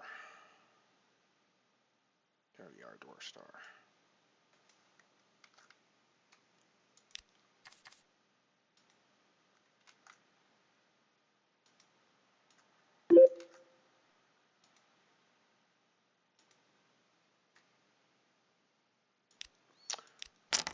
Well, it could be a short day in the dwarf star bounty.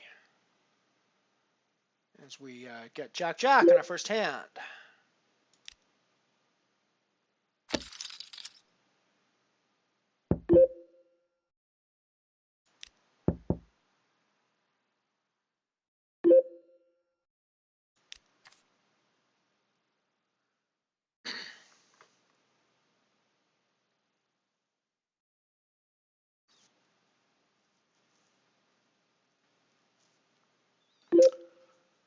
So I think I'm probably calling here to see a river.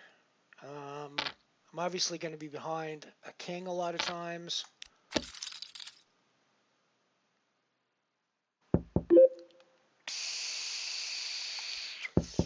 But I think there's also some draws out there that might could be behind a 9 here too some of the time.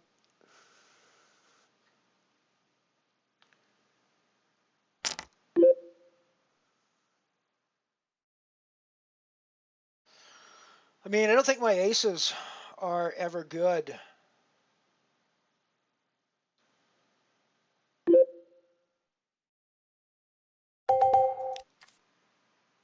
I mean, I don't think my jacks are ever good here. So I got to get out of the way, I think. But it's just gross to have to fold there.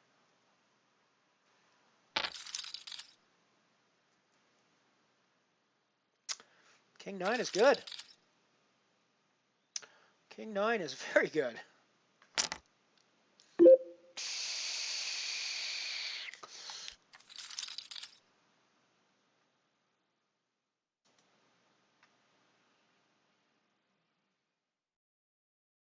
Yeah, I think later for sure. Piano, we can do that. Yeah, no, that was my boss letting me know that he set some stuff up for me and Google Ads to go do some other stuff later.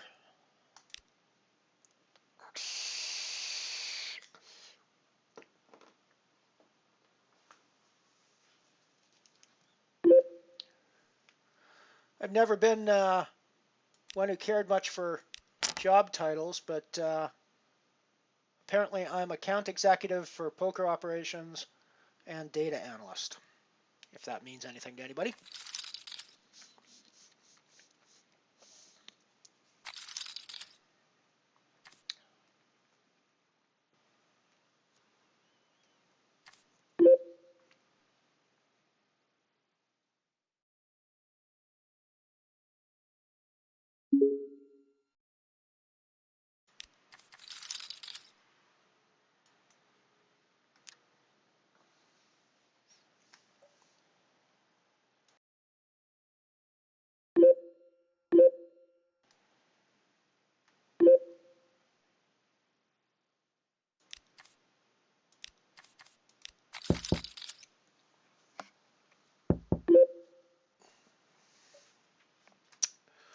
So we've avoided our first bear trap in the dwarf star nano there with our jacks.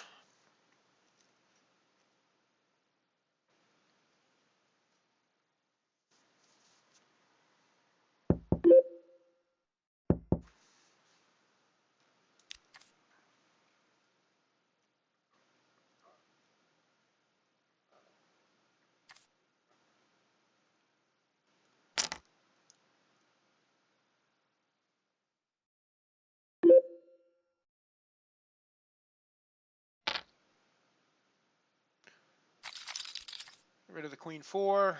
You guys aren't seeing that hand, so you won't know what I'm talking about, but that was on the abyss table.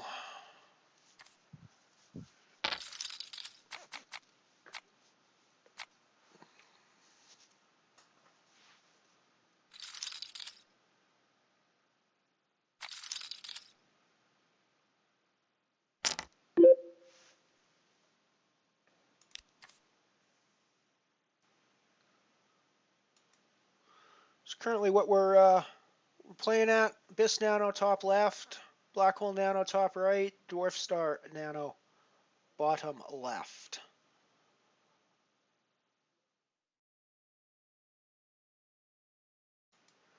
Head back to our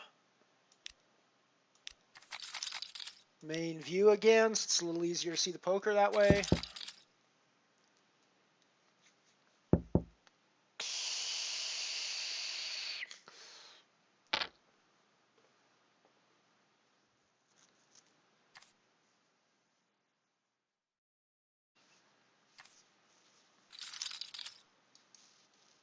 I'm starting to get used to my layout this way. I'm going to have to... It's going to take a little bit more time to work it all out, I think. But we're getting there. We're getting there now. It's not terrible. There's a few things about it I haven't worked out yet. When I moved my OBS screen over onto the 4K monitor, all of my lettering got like super tiny all of a sudden. I got to figure out how to change that.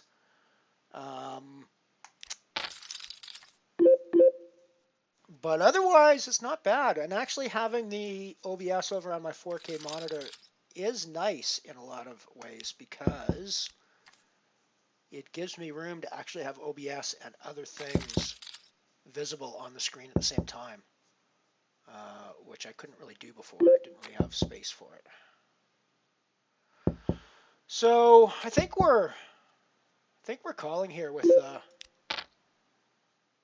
draws that we have. And we technically improved, I guess, on the river. Technically, sort of. But, yeah, we're probably not good against anything that's been betting for value up until this point. We were definitely looking for the club to come in. Or the straight. So I don't think we can continue with just a pair of sixes. Wow. So King Rod was just basically on it the whole time there. Interesting. Interesting. He was just basically on it the whole time.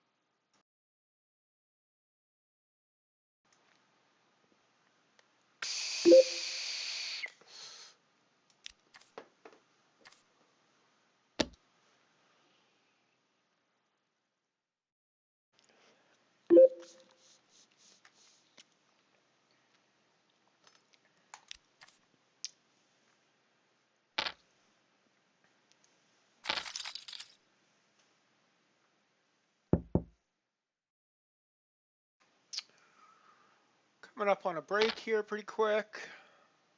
Got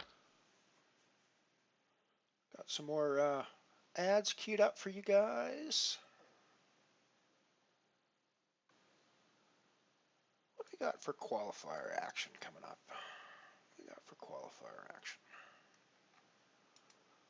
Let's go filter for qualifiers.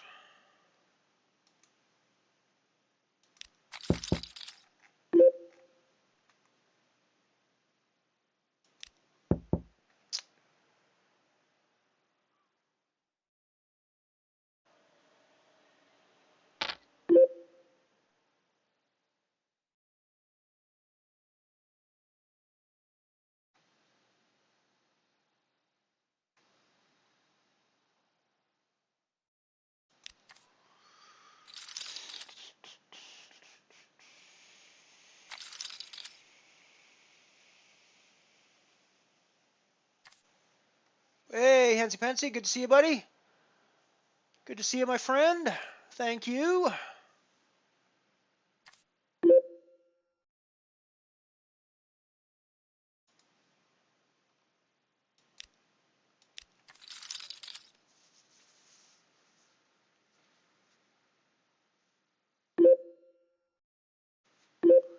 Yeah, I think it's supposed to, and I think I need to go in and look at my font settings in Windows for the various monitors, and I might be able to fix it that way. But yeah, it's gonna be weird.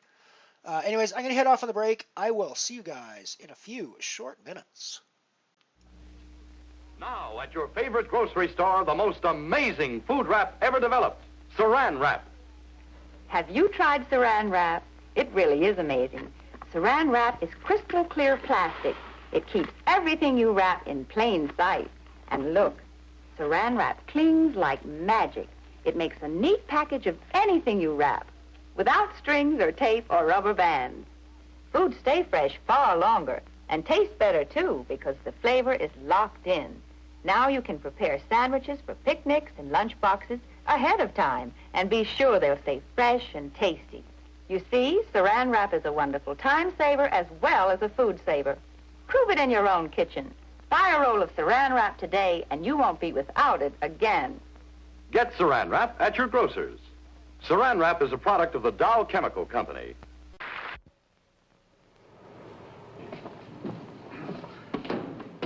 Mildred, lend me a dime for the dryer. Oh, sure. Would you mind?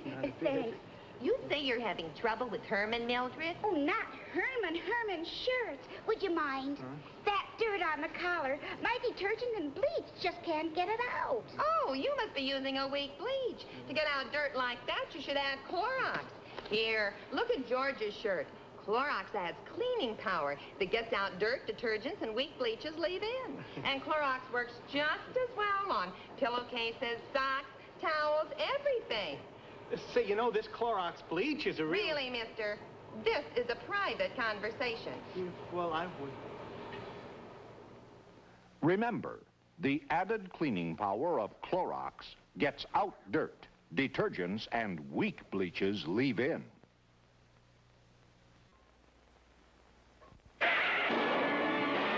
And now, a word from our sponsor, Kindness from Clairol. The next time a Kindness commercial comes on, don't watch it. Do it. Give your hair a complete conditioning treatment with Kindness from Clairol, the instant protein conditioner that makes limp hair look healthy again. All it takes is a minute from you and a little kindness from Clairol.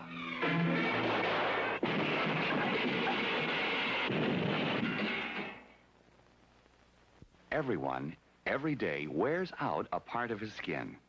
Thousands of skin cells are worn out every 24 hours. Nature replaces them by pushing other skin cells to the surface. You can condition this fresh skin surface with Ammon's Medic Powder. Ammon's fights skin bacteria, helps prevent minor skin irritations. So condition that fresh skin surface. Enjoy soothing, cooling skin comfort all over every day with Ammon's.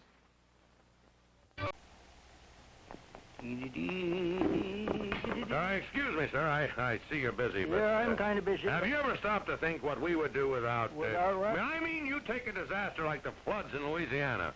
Whose job was it to go right in there with medical supplies, clothing, nurses? Well, And who were the people who pitched right in and did the work? Right. And listen, sir, who is responsible by charter of Congress for helping the welfare and morale of our servicemen and their families? Anywhere a soldier goes, who is there to help him? Why, these same one? And wait a minute. How about accident prevention and first aid training? Who teaches your children water safety, conducts home nursing courses, trains volunteers to serve the community in emergencies? I guess... Oh, yes. And who provides blood that saves thousands of lives every year? Well... Honestly, what would we ever do without... The Red Cross? Well, we couldn't do without the Red Cross. That's why it's wise to give to the Red Cross. And why is it wise? Well, because they need the money.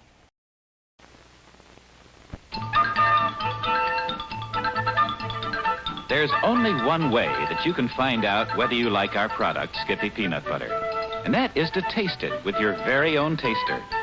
You'll never find out how good Skippy is by listening to us talk about it, because you can't taste with your ear. You can't discover how good Skippy is by looking at it on television, because you can't taste with your eye. Even thinking about Skippy doesn't help, because you can't taste it with your brain. In fact, your brain may think you don't like any kind of peanut butter, because it's too oily and sticky and hard to digest. But Skippy's secret patented process eliminates these drawbacks. So try Skippy with your very own taster. You'll find it tastes exactly like plump, fancy, fresh roasted peanuts. And if you like peanuts, you'll like Skippy.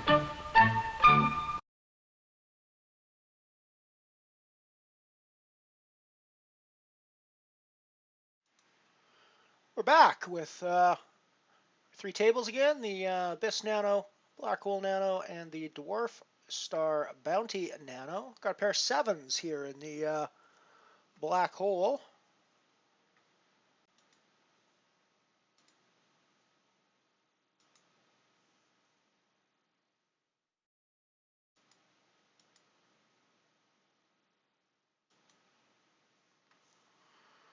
And we're going to put in a raise with them, I think.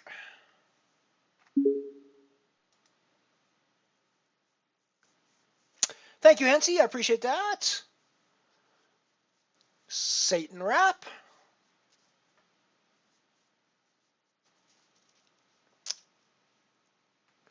Yeah, I like the ads. It's a fun look back in time. Fun look at the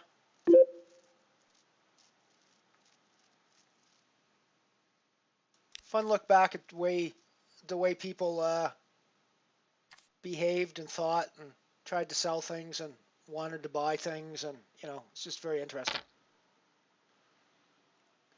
Yeah, exactly. I'm cool if it's if you guys don't want to come for the low stakes poker, that's cool. I get that. I totally get that. Come stay for the ads, because the ads are cool. There's one coming up, and I think it'll be the next break. It's going to mix it up a little bit. It's mostly all these old ads like this, but then stuck in the middle, there's a promo from the late 80s or the early 90s that's just astonishingly good as well. So it kind of time jumps a little bit, but it's still kind of fun, I think. And I'm gonna be going into. I'm not always gonna be in the 50s with my ads. I'm gonna be going through different eras and different things as time goes on. That said, I think most of the ads that I find in the public domain now are gonna be from the 50s and the 60s time period. There's gonna be less from the 70s and the 80s, I think. Interestingly enough, I also noticed the video quality of the stuff that we get that I'm seeing from the 70s and the 80s and the 90s is way worse than the stuff I'm getting out of the 50s and the 60s. So the quality of the way that they recorded stuff has gone way down, went way down in the intervening time, it seems like.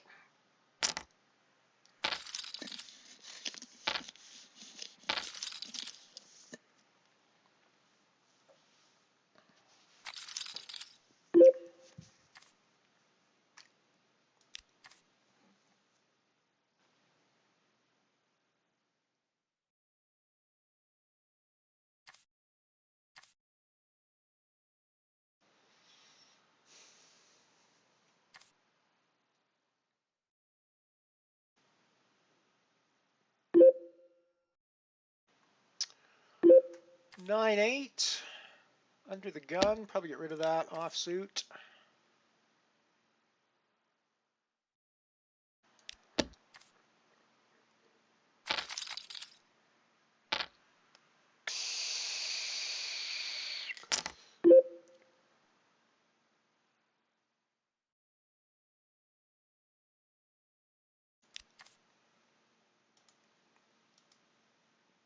I was looking at qualifiers. There's a cent roll flip open. Gonna jump in that. Oh, it's not open yet. Opens in less than a minute. So by the time you hear my voice saying there's a cent roll flip open, it will be open.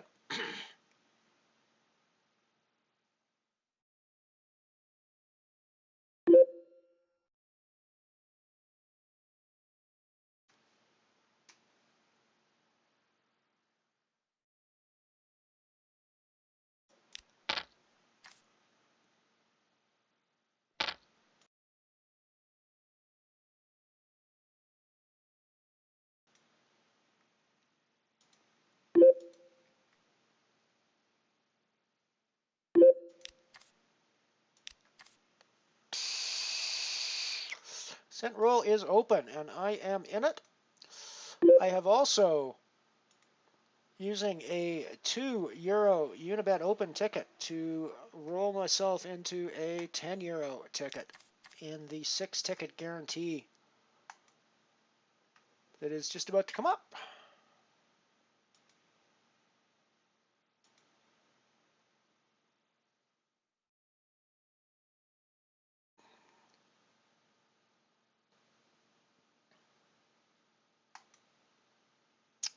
So I'm in it. We're in it to win it. 20 minutes time.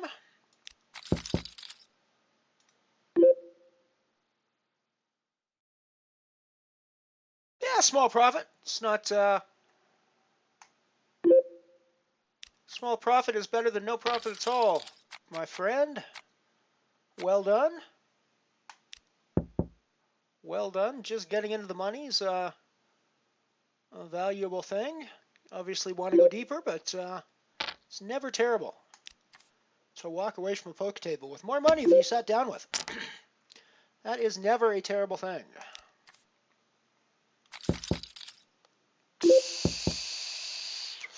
This is another spot where we're drawing to the second nut flush, which feels kind of gross, but we'll try it anyways. And I mean, we do have bottom pair here as well, but I'm not really thinking too much about that, the value of that.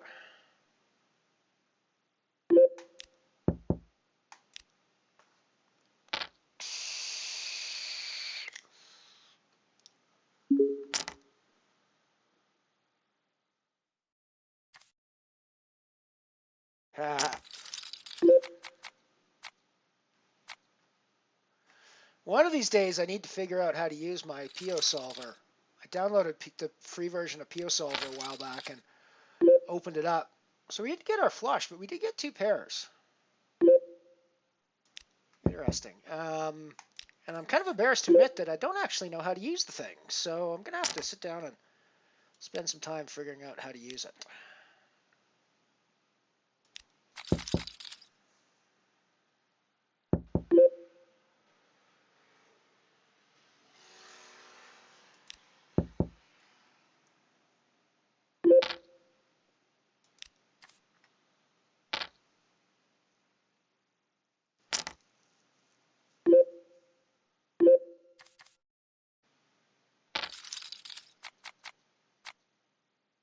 Yeah, I'll get rid of the 10-9 there, I think.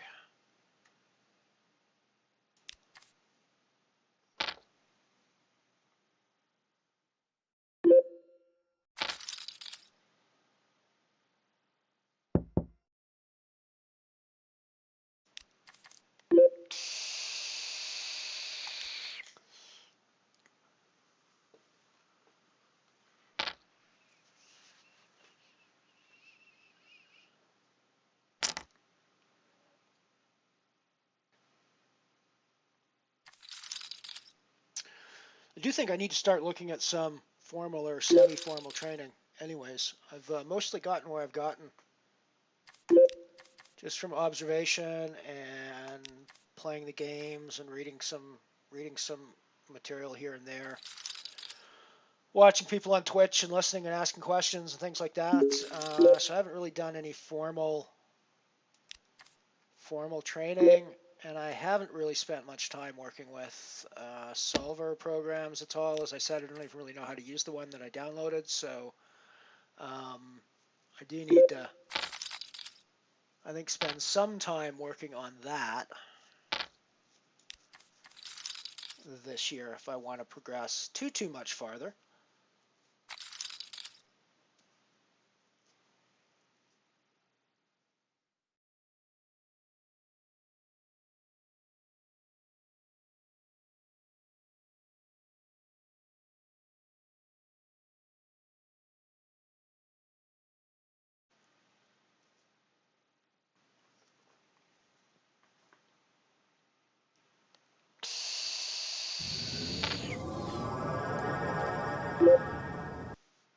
Welcome aboard, Archibald. Thank you for the follow. I hope you survived transport into the mothership.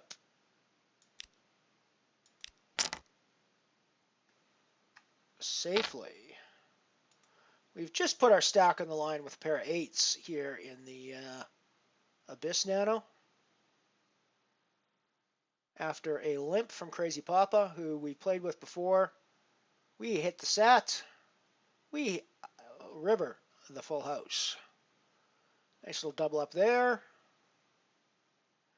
Crazy Papa is a familiar face to us. I cannot confirm that Crazy Papa is a papa. I can confirm that Crazy Papa is crazy as fuck. You know, that's just the way it goes. I can't confirm that he's actually a papa, however.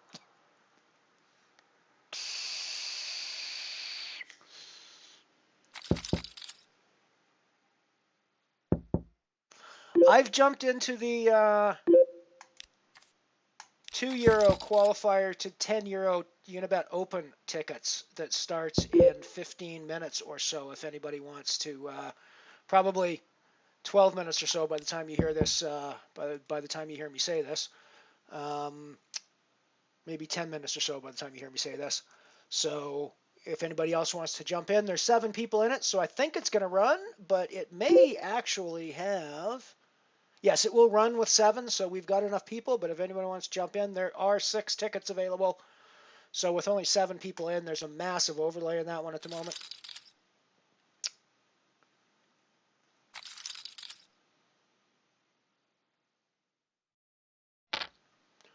So feel free to come get in on some of the overlay if you like.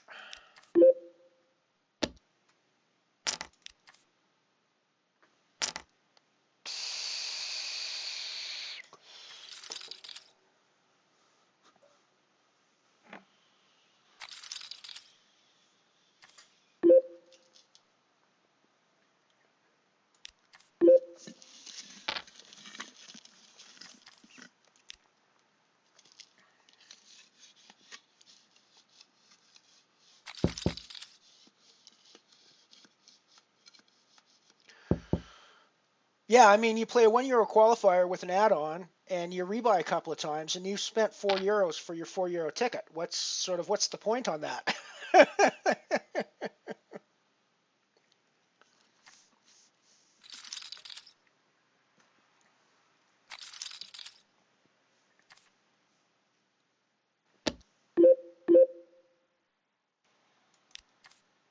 think it'd be pretty easy to spend €5 to win a €4 ticket in a tournament like that if you weren't paying attention.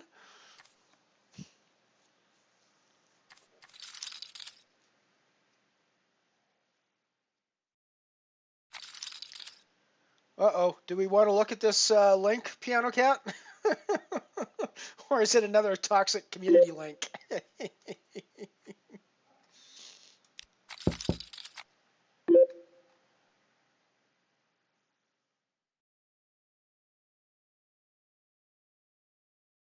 Yeah, that might be a winner. That one might be a winner. I assume you're talking about the poker table picture.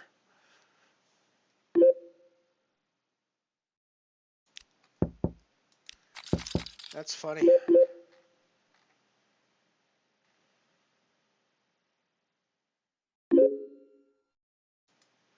The cat one's kind of cute as well.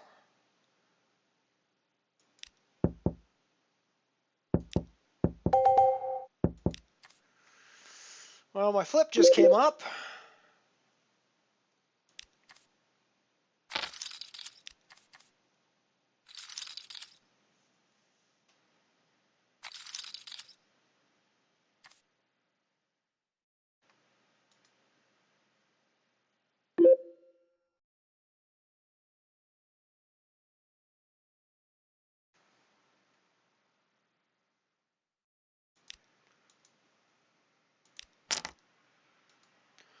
I put in a 4x raise here with my ace king after the limp. Take it down pre, happy with that.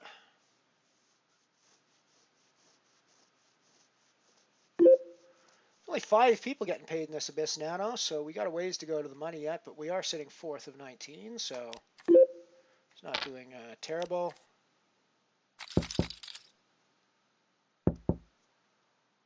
We lost the flip. No surprise there. We never win flips.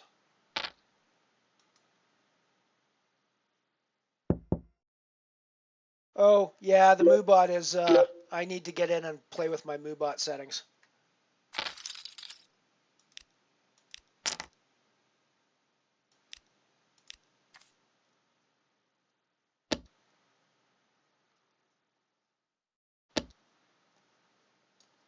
Yeah, go for it. The like I say, there was still tons of overlay when I registered for it.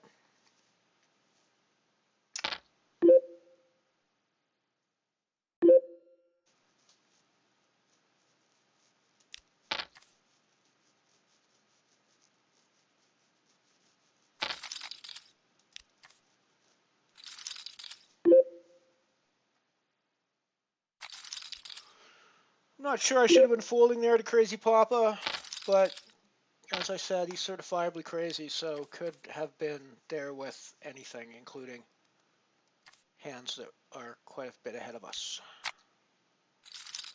like fives and things like that.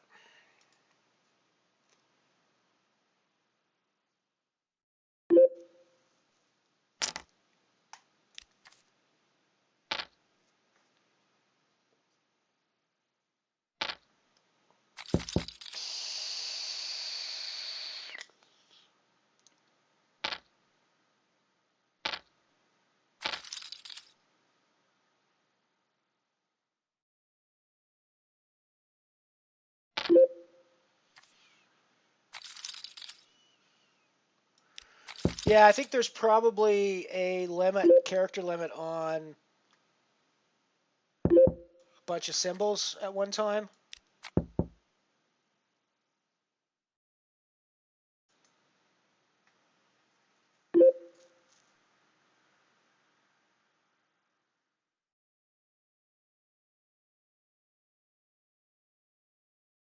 Huh.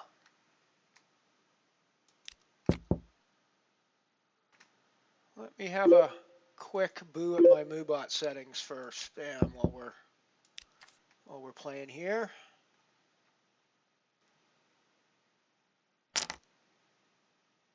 I don't see what he typed anymore, but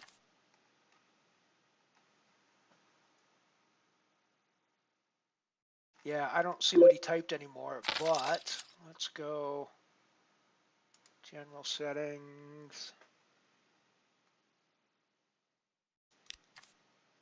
Oh, no, I think it's probably in message filters.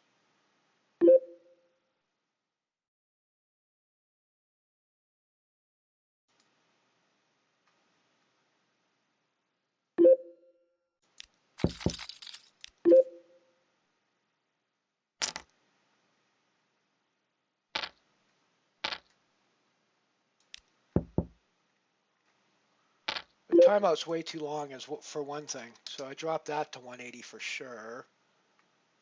Minimum characters in a message before filtering.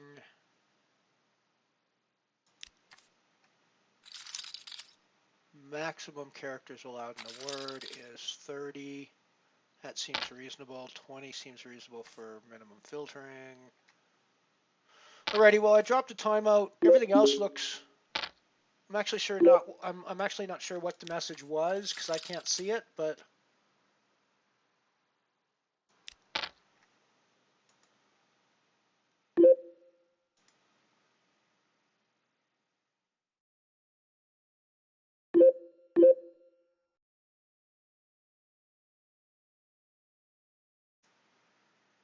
Oh, okay, cool. I'll.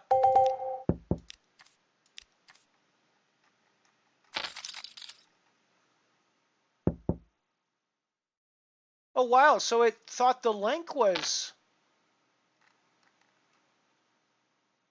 Oh, maybe weird. It was a spam message though, so.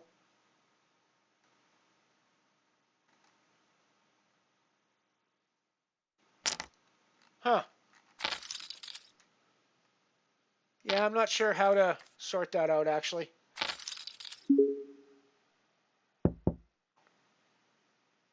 Good luck, Hensi.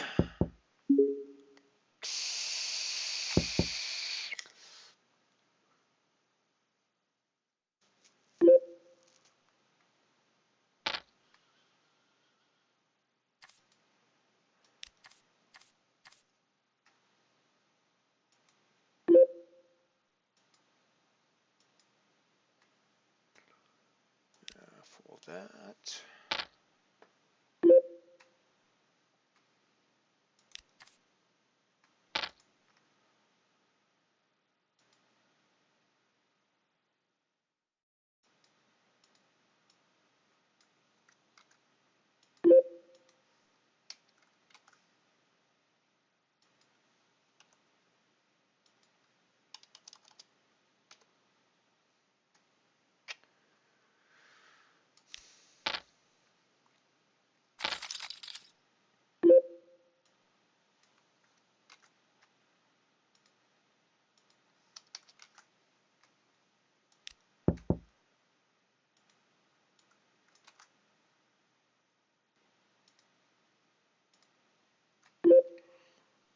Alrighty, we should be getting the qualifier popping up here shortly.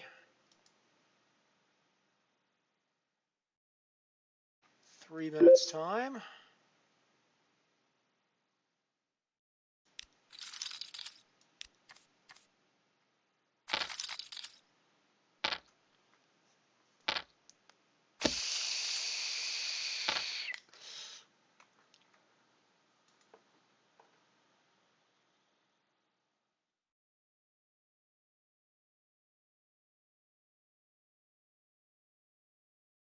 Yeah, I do use the BTTV plugin.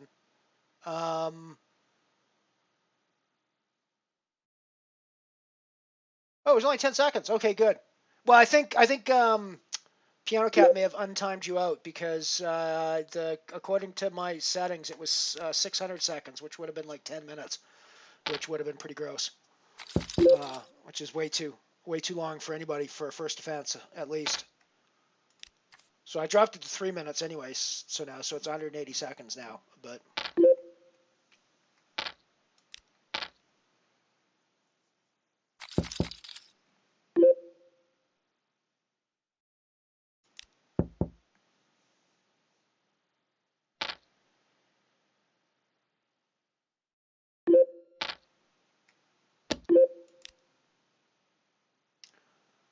Please, no one go complain about me in chat that I'm or in the community that I'm a dick that times people out for no reason.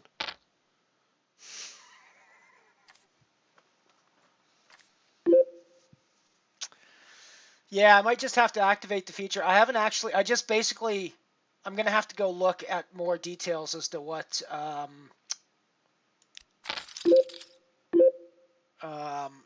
else I need to do over there, because I haven't really looked much at the settings of that. I basically just clicked the button that said activate BTTV.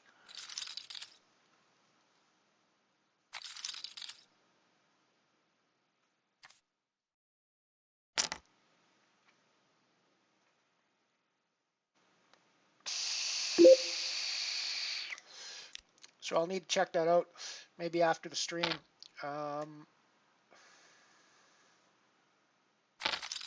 Let me just have a quick look if I can see it here. Let's bring the qualifier just kicked off.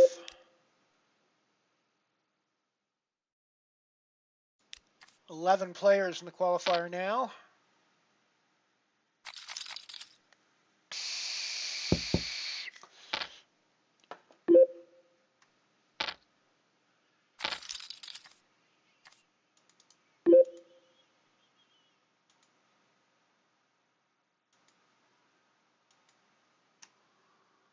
Fold the 7 deuce.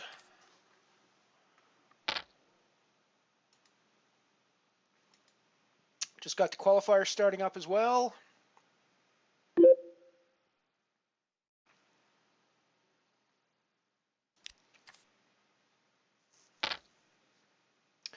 Six tickets available, 12 people currently in there. I imagine that's going to grow fairly substantially.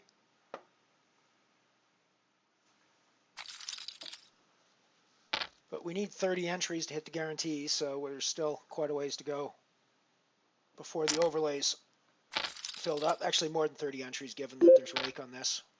But hey, we'll put in a raise with our ace from the button.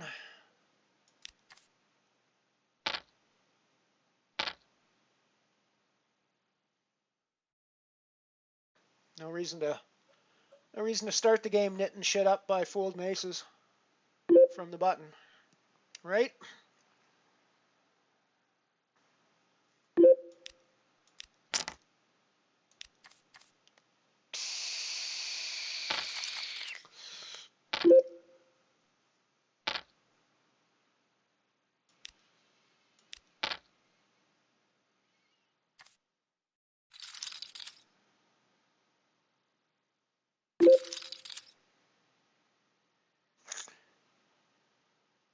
I'll have to check if my Unibet free roll challenge hashtag gets caught up by the filters or not. So we get a call from our raise, and the C-bet gets through. So we've built up a small stack in the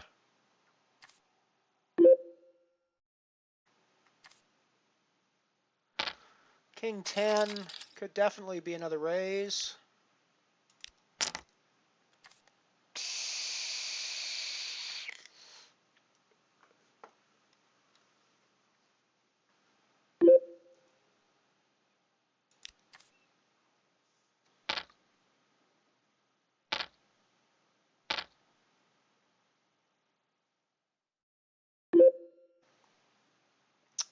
Queen 7's a fold. Oh, wow, that's interesting. I was sure, it must have been a different, I was looking at the spam settings, must have been a different setting that caught him then, because, or maybe I misread the settings, because I was sure it was going to time him out for 600 seconds on that spam warning. But, cool. Alrighty.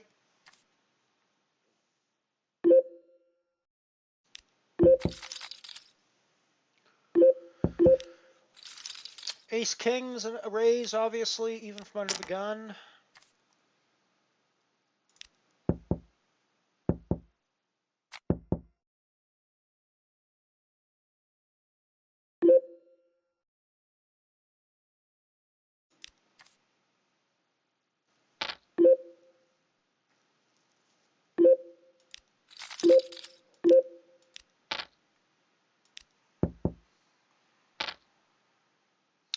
I think we're going to do it delayed on this one. See what the turn brings.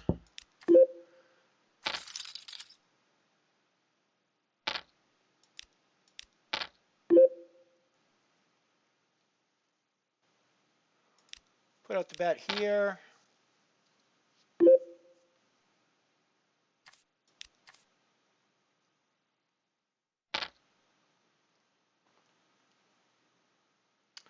We're getting the hands in the qualifier, that's for sure.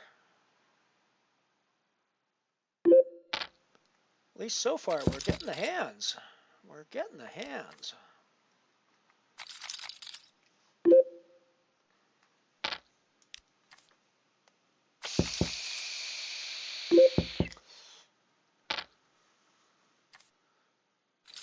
So raise, 3-bet. I guess we want a 4-bet. Especially given the previous action. We're probably going to get played back at pretty light in a lot of spots. And I mean, obviously, we're never folding here. Sweet, we hold. A little worried there when the straight cards start coming in, but we managed to hold. So I think at this point the qualifier gets super boring because we pretty much fold every frickin' hand at this point. Well, that's not true. I mean, obviously we put pressure on certain spots, but we've not really got one that we could necessarily ride to the money. But in these ones, getting a double up at this point means that you can pretty much ride to the money in a lot of cases.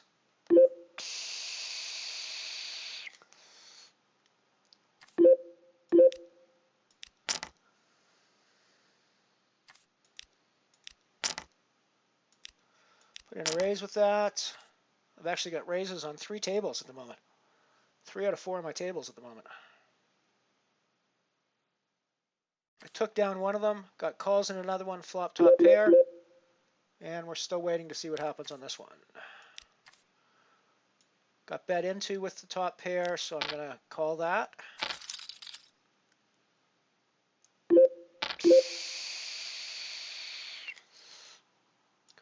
Bet again with our ace queen. Geez, we're getting the hands. We are getting the hands over on the qualifier table, that's for sure. I shoved 18 big blinds on the black hole table, got it through.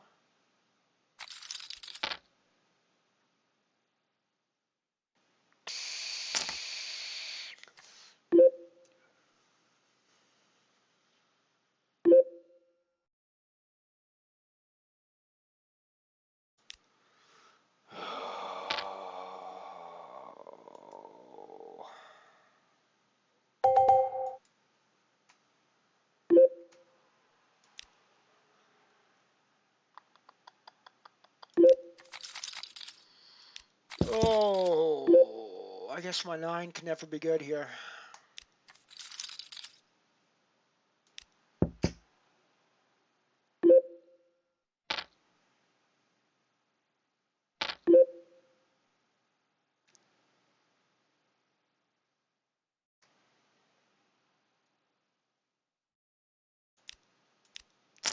Put in a raise with the ace king here, I think.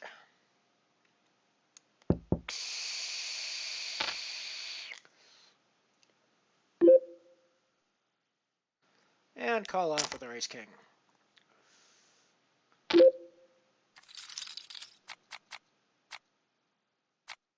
Sweet. Sweet. We get there and we hold.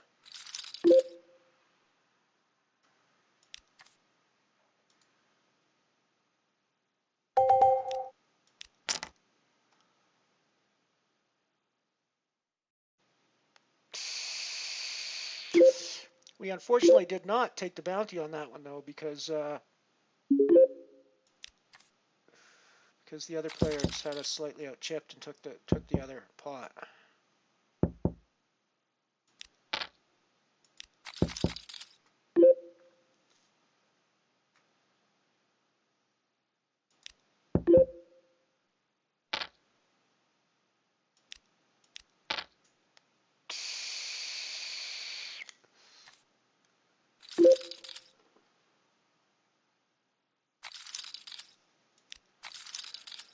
Get rid of my bottom pair there, I think.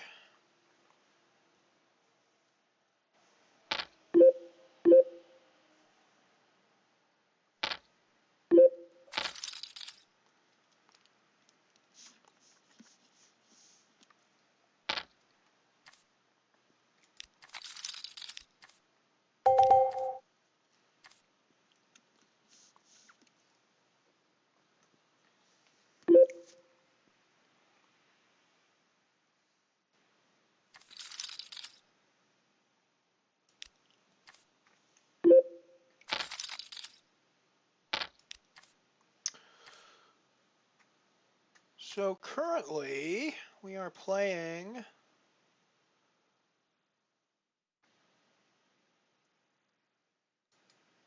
these 4 tables.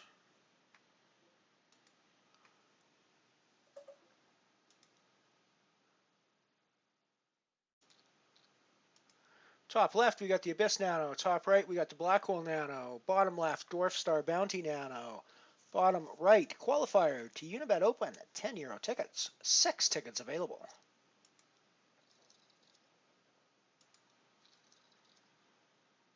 Ant-Man, good to see you, buddy. Good to see ya.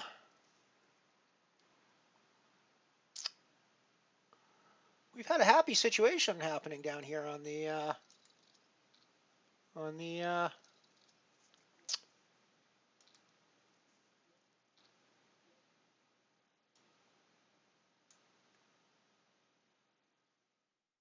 I'm all in on the Black Hole Nano for 12 big blinds. And I'm re-raising the that gives us a booty in the Dwarf Star. 7-cent booty. 7-cent booty. We're taking the booties.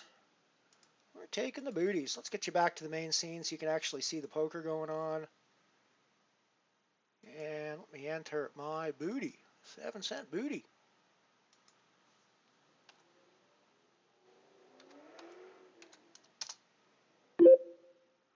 Well, so far booties are the only money we've been taking today, but we are taking booties, so that's okay.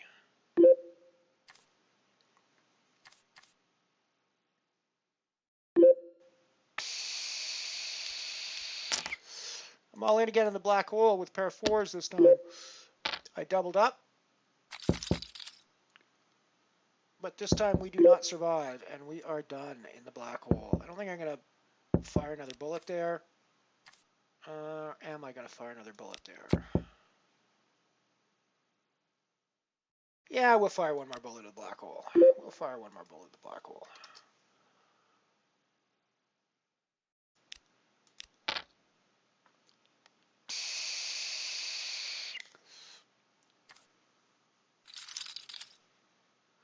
Alrighty, so we're in for 2 bullets in the black hole today. As hasn't been... Early part of the day was pretty crappy, man, I gotta say. But the last part of the day so far has not been going terribly. We'll see how it goes from here, but it hasn't been going terribly so far. Of course, I'm folding full houses on the Dwarf Star bounty table, as you just saw there. But what are you going to do? I am going to put in a raise with my jacks, though.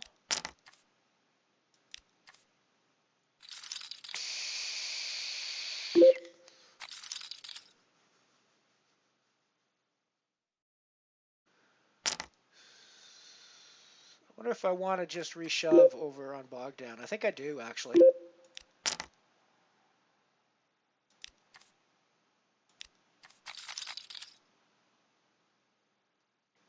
Yes, we get there. I had to check for a second because the 3 came and I was like, did he? No, but the 2 was just there for. Just worried about the 2 when it came on the flop because of straight possibilities. 6-cent bounty.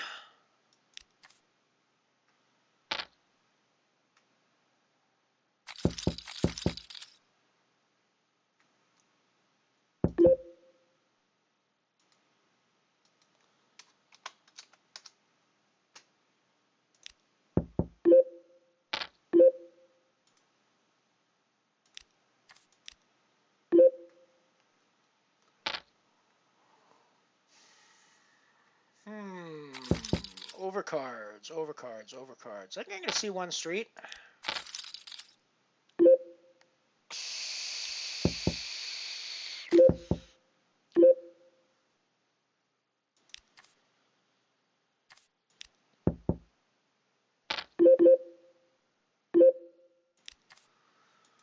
I think my ace high can be good here some of the time against other aces.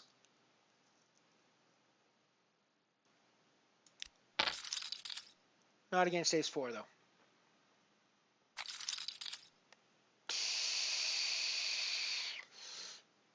It was a good hand.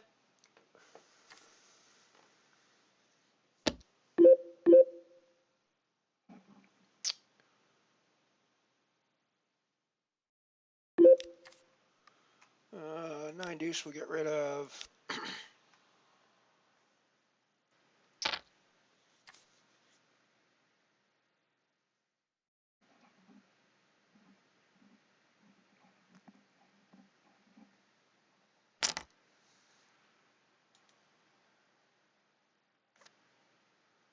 Yeah, so it hasn't been going terribly. I'm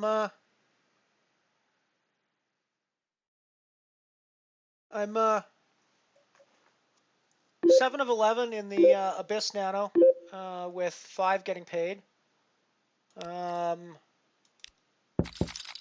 doing so hot in the black hole, but I have picked up a couple of booties in the Dwarf Star bounty, and we got a decent stack there. 7 of 54 at the moment. So yeah, we got some possibilities. We're also playing a qualifier for a €10 ticket to the Unibet Open qualifiers, where we're 2 of 13 with 6 tickets available.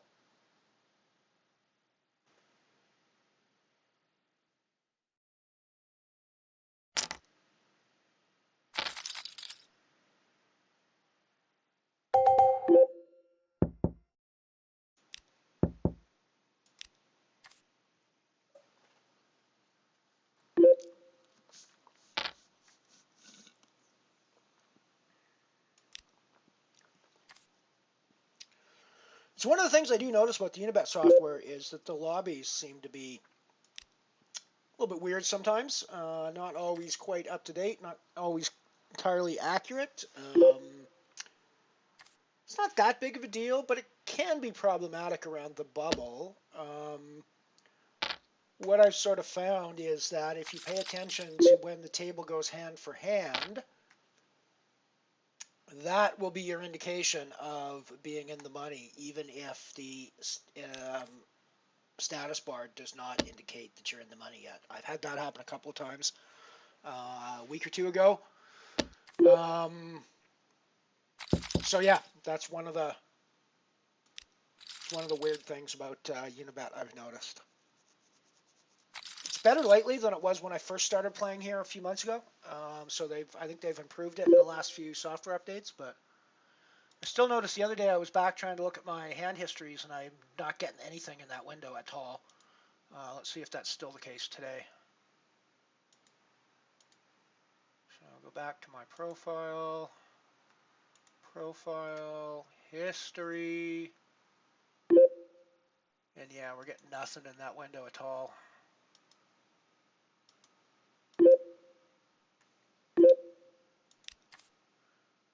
Be nice to have some hand histories, but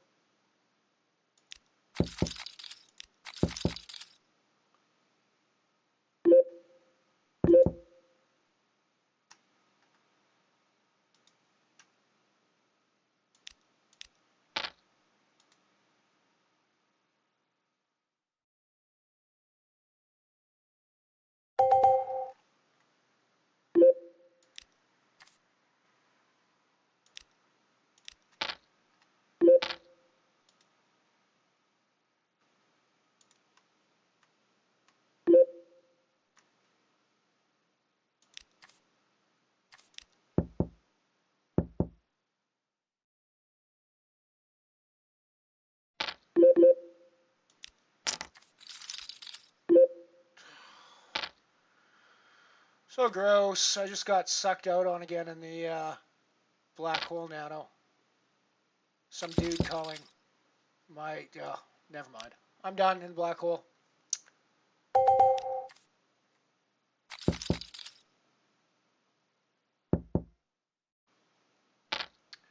I raised pair of nines pre-flop. Ace 5 calls. Hits a 5 on the flop that is 8 high. I'm betting he's calling. The turn is a brick.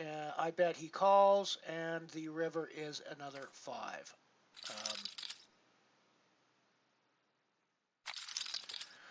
I don't really get what I'm doing wrong, because I should not be getting sucked out on this often, I wouldn't think. But you know, what are you gonna do? What are you gonna do? Alrighty, so the black hole is done. I did not rebuy in that one again because it's just gross when that happens.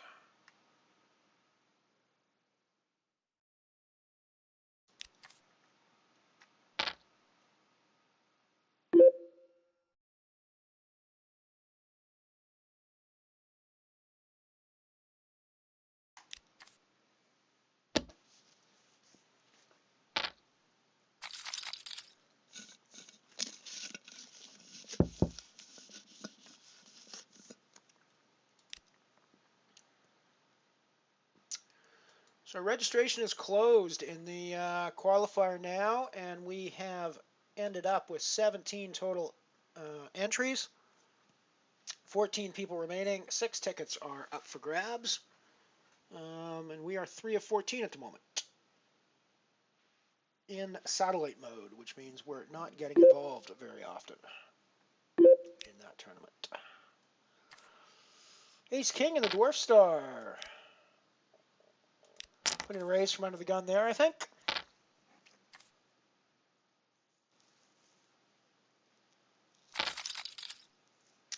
Flop top pair.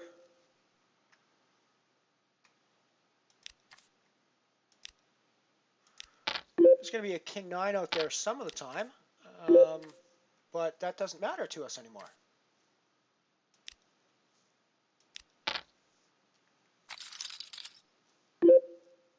I think we've got a payoff wizard over here. I think we got a payoff wizard over here. I think we got a payoff wizard.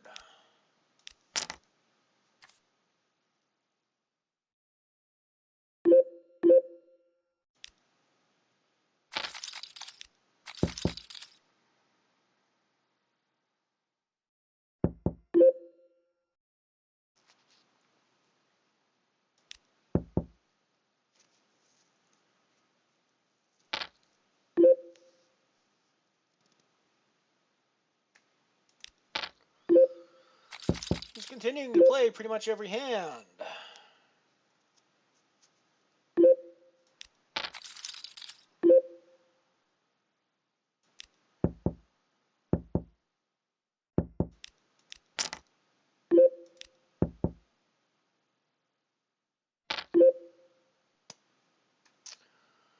Just lost a bunch of my stack in the qualifier because I didn't take my own advice and stay out of the way.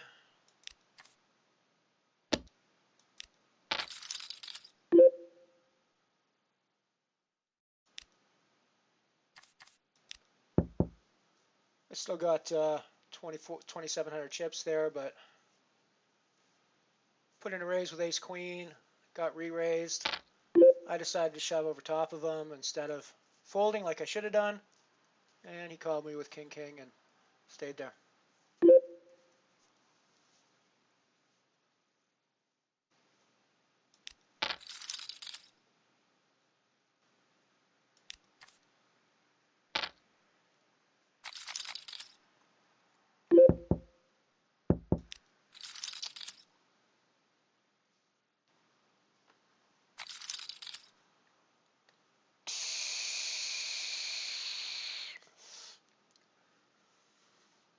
Not the best move I could have made for a satellite, I don't think.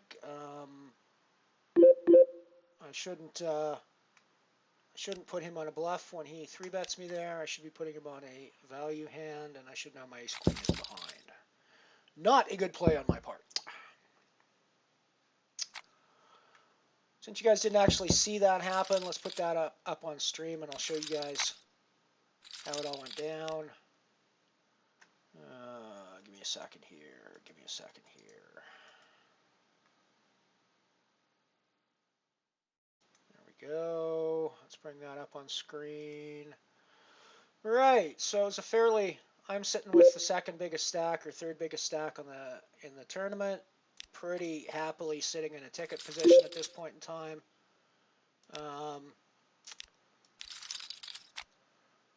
And we get dealt a nice hand, which is the kiss of death in poker a lot of times, right? Because you like to play your nice hands. So we put in a raise with our, when we could just open fold our Ace Queen here in the spot that we're in with the chip stack that we have and everything. So first mistake is we actually decide to open our Ace Queen.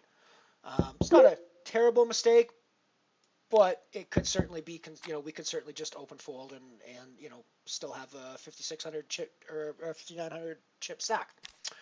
So we get 3-bet by crushing mind. And at that point, we should be thinking, well, he's 3-betting us with a value hand all the frickin' time, right? We shouldn't be thinking, geez, let's come back over the top of him and push him off his bluff hand, which is what we did think. That was the wrong thing to think because, of course, he has a value hand. He calls behind with his kings. And we don't get there, and he holds on. So yeah, not a great hand on my part. Just thought I'd replay it for you since it was not on screen.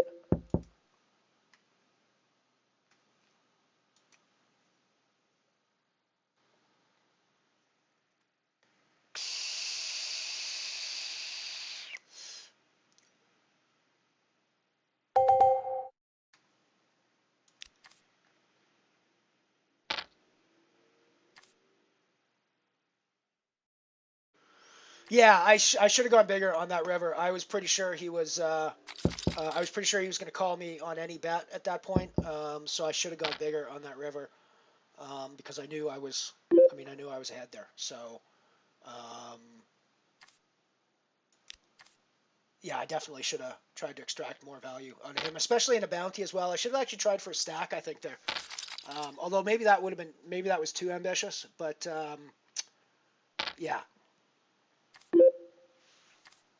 And yeah, I know it just means that things are going right. It's frustrating when over and over and over again you're making the right plays or seemingly making the right plays, and it's just not working out for you, which is poker, right? And I've just got to deal with that. So it's a little easier, I think, when I can chat things through with people on stream and stuff. So that definitely makes it nicer when I'm here. So I appreciate you guys being around for that. I definitely appreciate your advice, and I take it to heart when I can.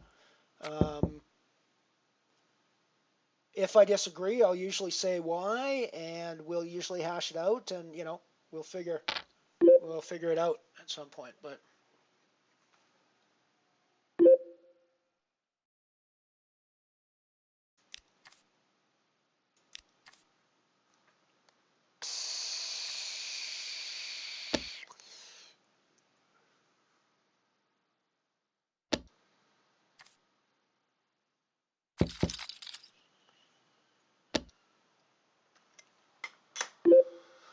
need new batteries for Darth Vape.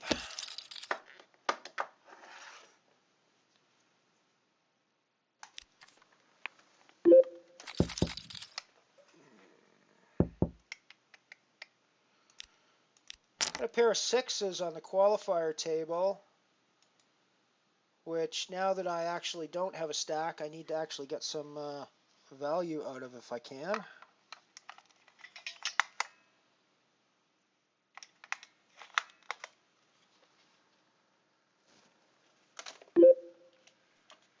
And we raise and take it. Never a terrible spot to be in.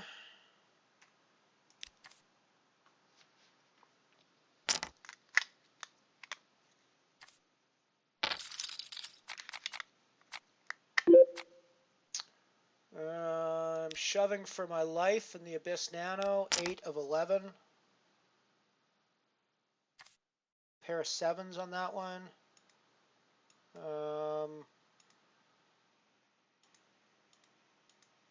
Here we go.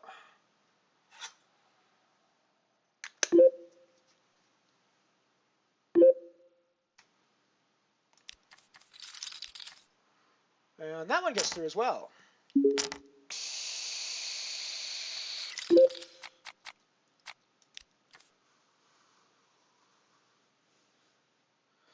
So we're currently down to 3 tables. We got the qualifier still going, where we're 8 of 12 with 6 getting paid.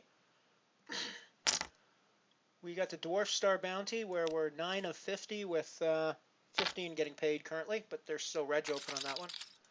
7 of 11 in the Abyss Nano, with 5 getting paid there.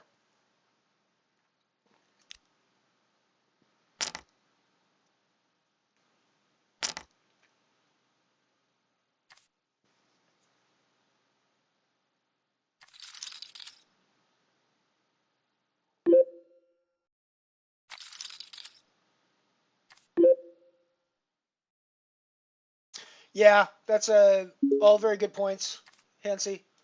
Oh, we're on break. I didn't realize we were on break. Cool. We're going to head off for a break. Yeah, I really should not have thought about... maybe I call there and hope to hit the ace, but it's not a great spot, I don't think. Right, I'm going to head off to the break, so we'll be right back after these short messages.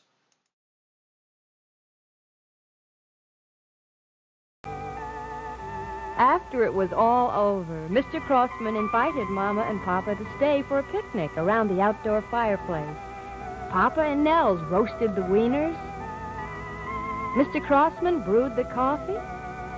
And Mama, for a change, just sat and watched the men folks do the work. Say, does anything smell better than fresh coffee brewed outdoors over an open fire? And when it's good to the last drop Maxwell House is sweet in the air, folks are sure of a rich reward of flavor in every steaming cup. For the world-famous flavor of Maxwell House coffee is in the blend right from the beginning, because it's made from better-tasting prime flavor coffees, the richer coffees, that make the difference between a cup that tastes just so-so and coffee that really satisfies. And folks everywhere know there's a difference. Your devotion to that famous good-to-the-last-drop flavor has made Maxwell House the largest-selling brand of coffee in the world. Mama and her family, like so many other families, are taking a summer vacation, but they'll be back with us in September. Goodbye. We will see you in the fall. Papa, Nelson, Catherine, and Dagmar, and me, Mama. Have a good summer, and may the Lord keep you happy and strong. And while the Hansons are away, be sure to watch the Hollywood Stars on Mike Stokey's Pantomime Quiz, beginning next week at the same time on most of these stations. Brought to you by Baker's Instant 4-in-1 Mix. And here is Mike Stokey to tell you all about it. That's right, folks. Next week it is Pantomime Quiz, and let's remind you how to play it. Here's lovely Dorothy Hart. Dorothy, Hello, show 'em Mike. quick. Huh? All right, Go fine. ahead. All right, you're mixing something, putting it in an oven, pulling it out. You're baking. Bakers. Fast. Hurry.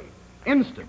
Baker's Instant 4-in-1 Mix, our sponsor. See you next week on Pantomime Quiz, ladies and gentlemen. And wherever you are this summer, remember to buy Roaster Fresh vacuum-packed Maxwell House coffee. Always good to the last drop.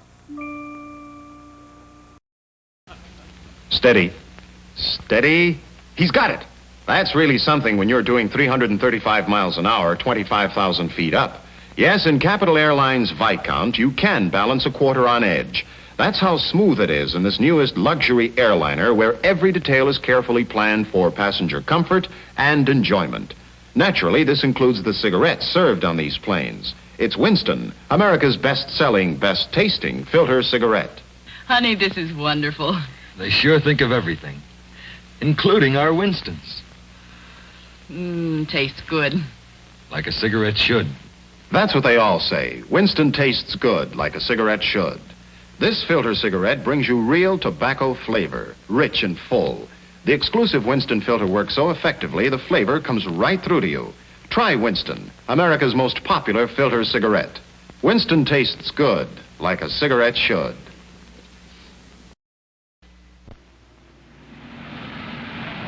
Why are we stopping? Darned upset stomach. We'll have to turn back. Hold everything. I got just the thing. Look, Pepto-Bismol tablet. Pepto-Bismol tablets? Something new? Brand new. But do they work like Pepto-Bismol? Like Pepto-Bismol liquid? Sure do. Here, just chew them. Tastes good. New Pepto-Bismol tablets work like Pepto-Bismol liquid. Both give you the same protective coating action that stops stomach irritation. Works here in your stomach to soothe away distress of indigestion, nausea, and in your lower tract to restore control. No wonder Pepto-Bismol liquid is used in many hospitals. Now why are we stopping? I want to get something to eat. I thought you had an upset stomach. Had. Quick as a wink, you're in the pink with new good-tasting Pepto-Bismol tablets and soothing pink Pepto-Bismol liquid. Start with fresh corn flavor. Start your day with Post Toasties Corn Flakes. Start your day a little bit better. Post Toasties, crackling out loud with fresh corn flavor. Post Toasties.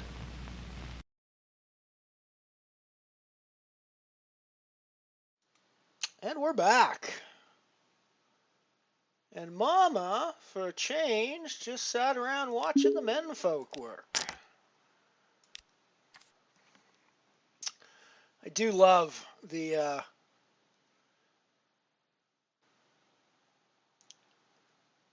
old-fashionedness of the ads. It's the reason I run them, and it's kind of a reminder of the way the world used to be. In sometimes positive, but often negative ways.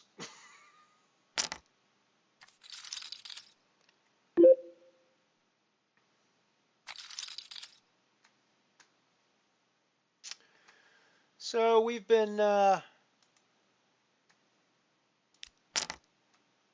3-bet by Bogdan, and we're getting it in with our queens. And, of course, he gets there with his king. I mean, it's like a guarantee. If we get our money in with a pair, somebody's going to get the money in with one overcard and hit it.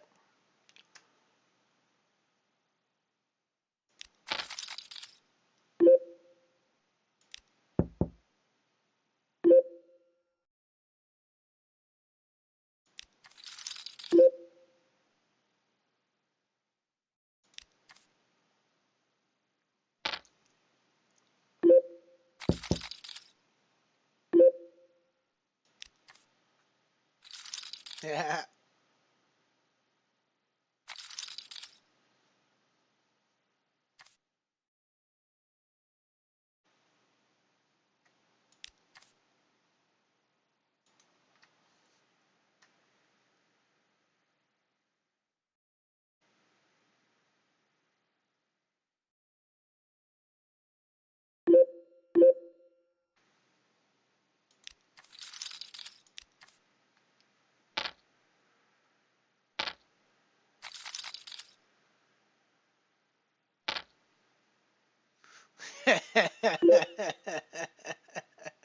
I'm old enough to have actually spent some time on airplanes that had smoking sections, so I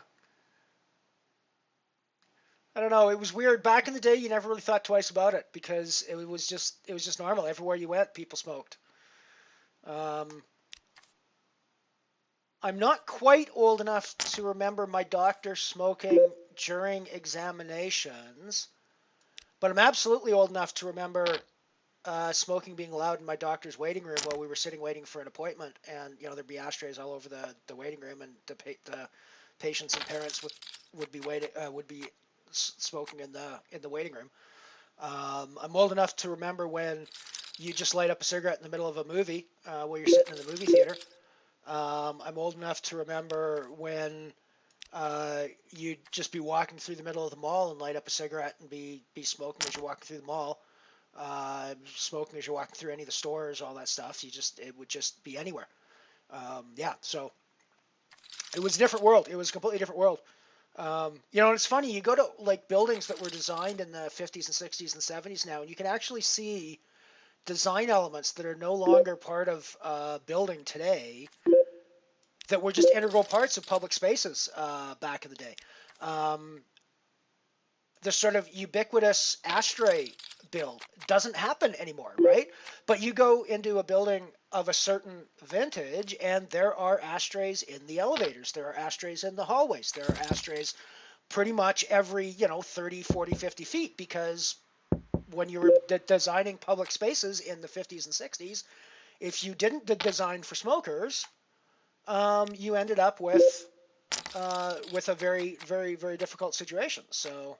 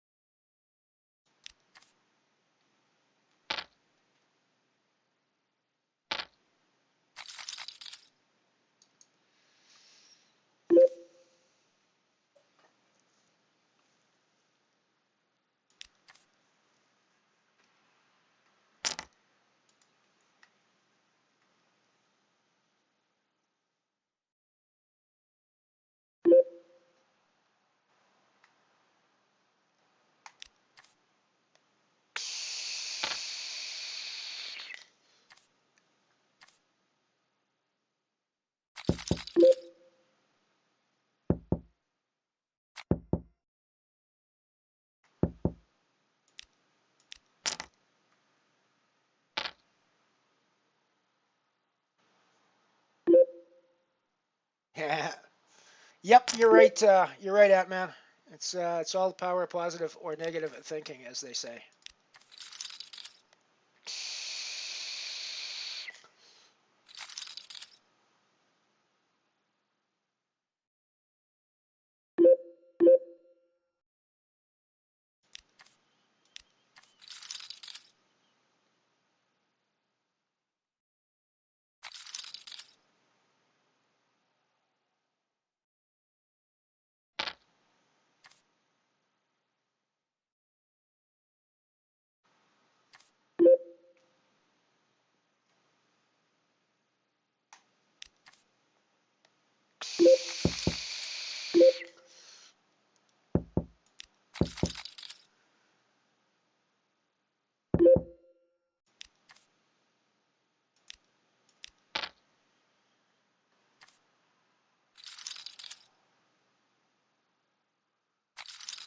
We're 6 of 10 in the Abyss Nano now.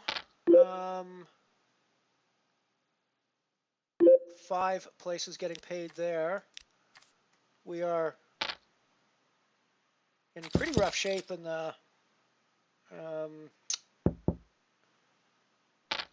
qualifier with less than 10 big blinds now. And I think we're shoving 8-9 suited on the button.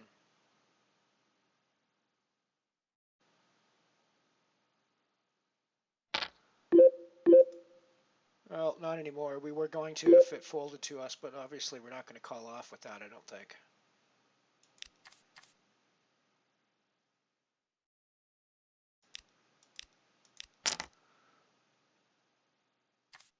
I'm all in the Abyss with jacks.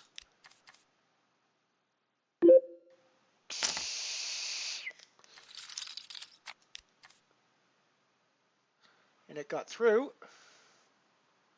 I folded an ace-jack on the Dwarf Star bounty table after lots of action, and I was right. I was up against an ace-king.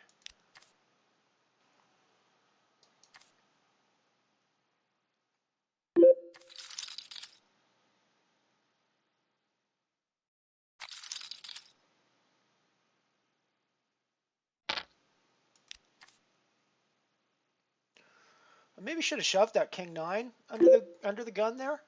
We're only 5-handed or 6-handed here, so maybe that's like a hijack spot, right? So yeah, maybe I should have shoved that.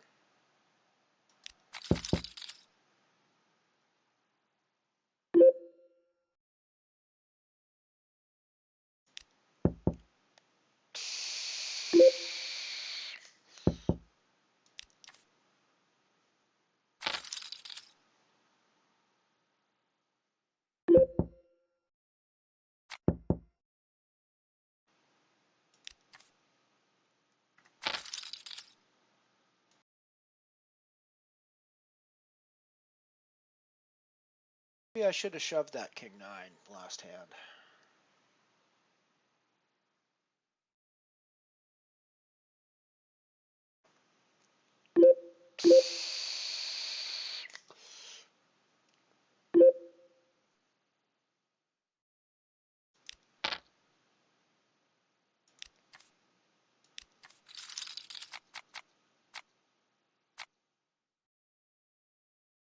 Ace-queen takes it. We are one closer to a ticket.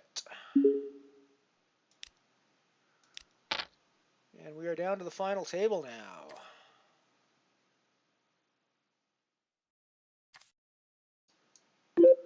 I've managed to chip up a little bit in the Abyss Nano as well. I think I'm still 6 of 10. No, 5 of 10 now. So just on the min cash position now.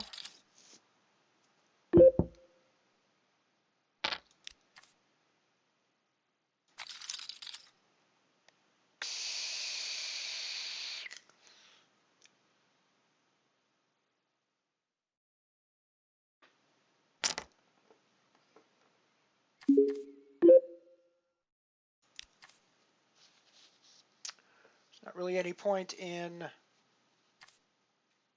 stalling at this point.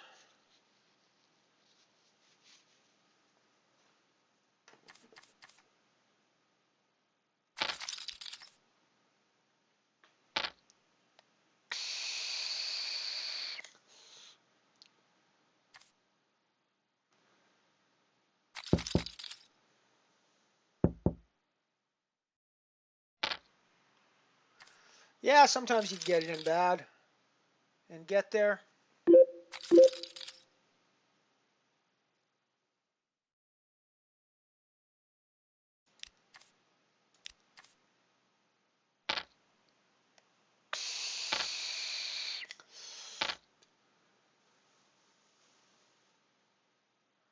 So I only need to survive 3 eliminations here to get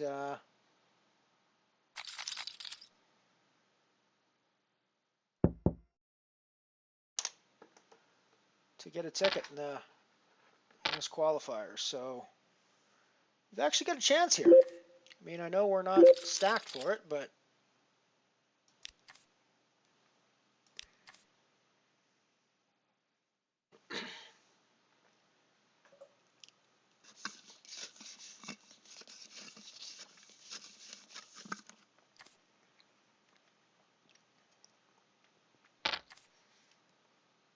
I mean, we should be able to survive Atos for sure. He's the next one that needs to go in, so...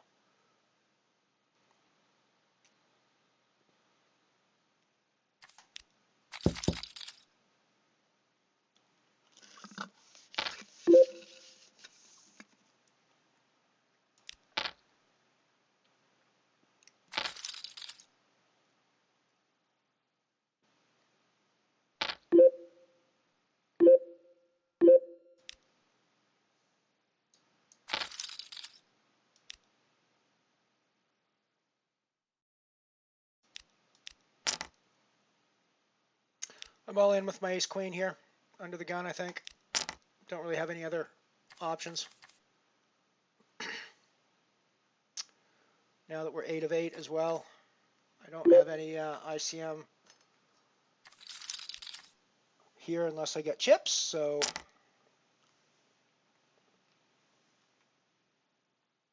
I've still got a ways to go before I get...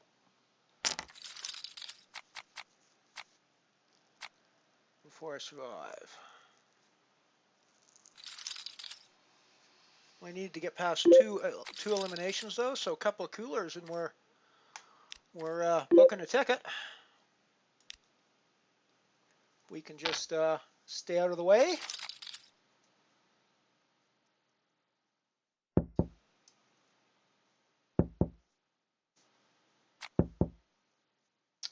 Nice one, Piano Cat.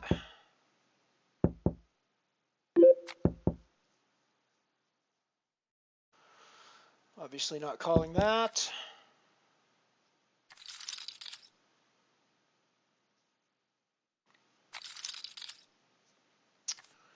Obviously getting all of our money in with this.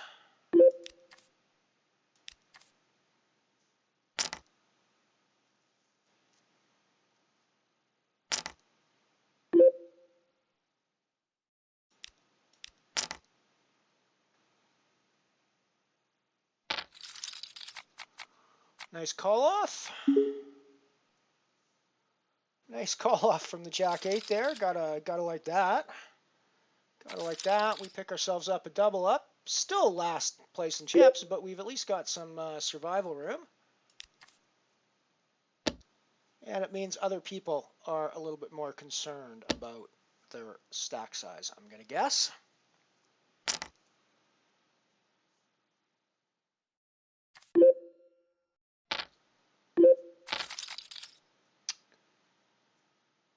That's cool, Ian. I'm just glad you're hanging out.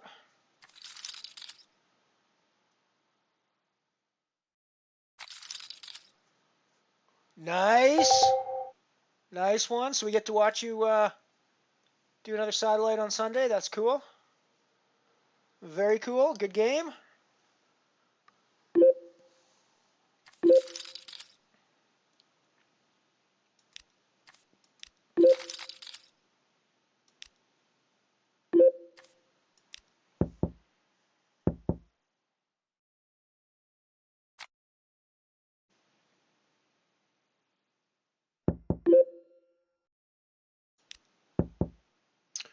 So we're 4 of 6 on the money bubble in the Abyss Nano. Right now, 164 guaranteed on that one. Or 164 for the min cash, I mean, on that one. Nothing guaranteed yet.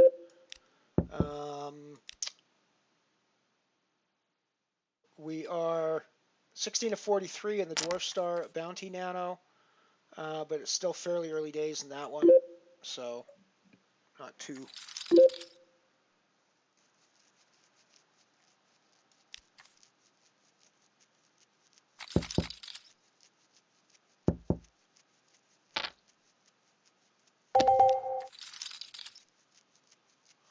I probably shouldn't ever fold there. I know you guys didn't see the hand. I'm on a different table, but actually, let's bring that up. I actually want to run through this and see what you guys...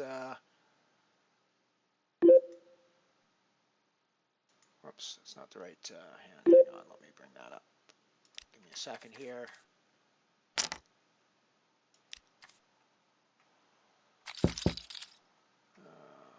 So...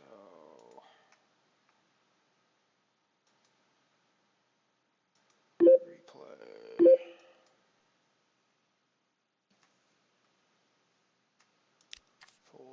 fold my deuce 9. Alrighty, so this is the abyss. We're on the bubble. I'm 4 of 9, or I'm 4 of 6, with 5 people getting paid. I'm on the big blind, and we get a shove for... Is Jack 5 a call hand here? Am I calling any 2 at this stage? Or am I saving chips by not calling when I'm fairly certain that I'm going to be behind when I call and I'm going to have to suck out in order to win this hand? I fold, but that's because I'm a nit. I'm a nit as shit, so I don't know. Should I actually be calling any 2 here, no matter what, no matter how bad they look to me? Let me know what you think. Let me know what you think, please.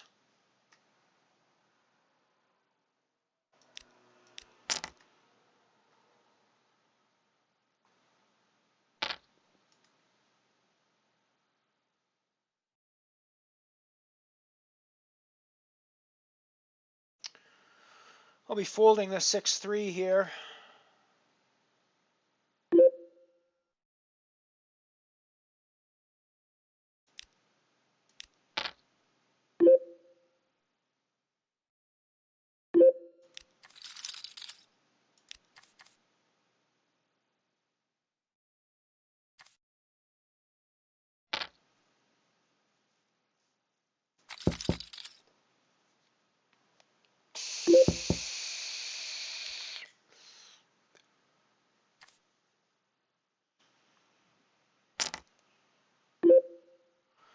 Here's my problem is I can't shove into crushing mine because he's calling me with everything.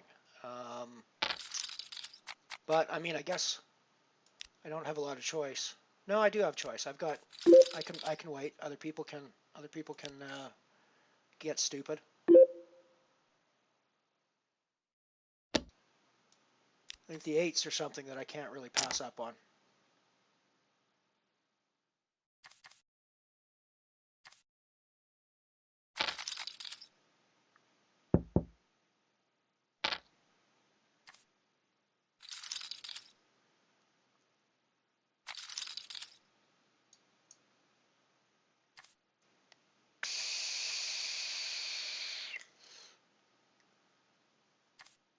Still bubbling the abyss, Nano.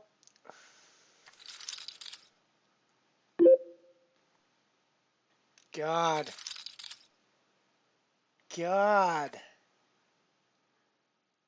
Ugh. Do I call my 8s here? Do I call off my 8s here as the small stack?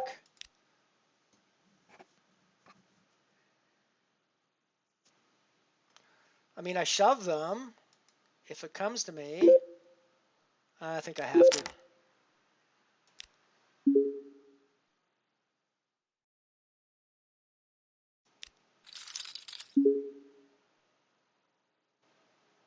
Oh! Oh! I mean, really?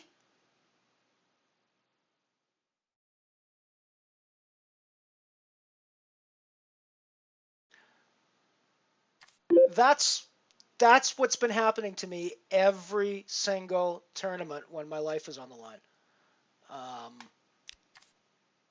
The last 4 or 5 days. You know, I just don't get it. I honestly just don't get it.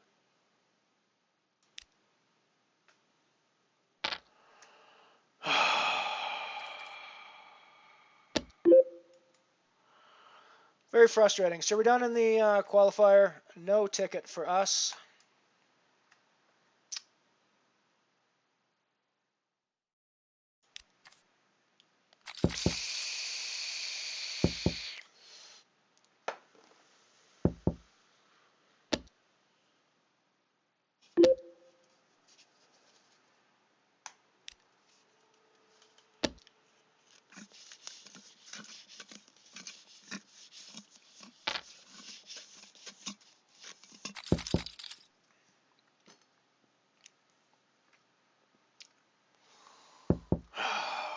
Don't really know how you're supposed to recover from that sort of thing because, I mean, I should have a double chip stack, still be playing that game, and be in a good spot to get a ticket.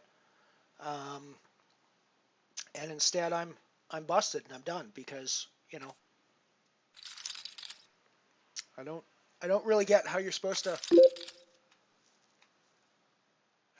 just deal with that and move on without having it affect your game. Because I mean, maybe I'm not supposed to call the eights there. Am I not supposed to call the eights there? I don't know.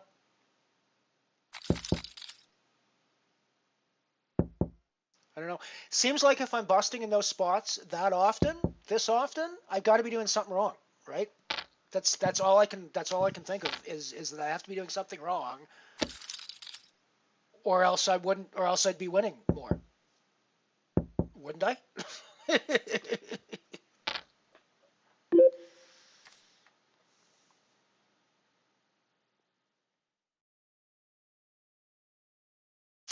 I got two tables going at the moment, Ant-Man. I am playing the Dwarf Star Bounty, where we are 18 of 44, with 20 people getting paid, and registration ending in 7 minutes. And we are on the bubble, 3 of 6, with 5 people getting paid in the Abyss Nano. Been on the bubble there for a little while, so that's all that is currently playing. Just those two. The Dwarf Star and the Abyss.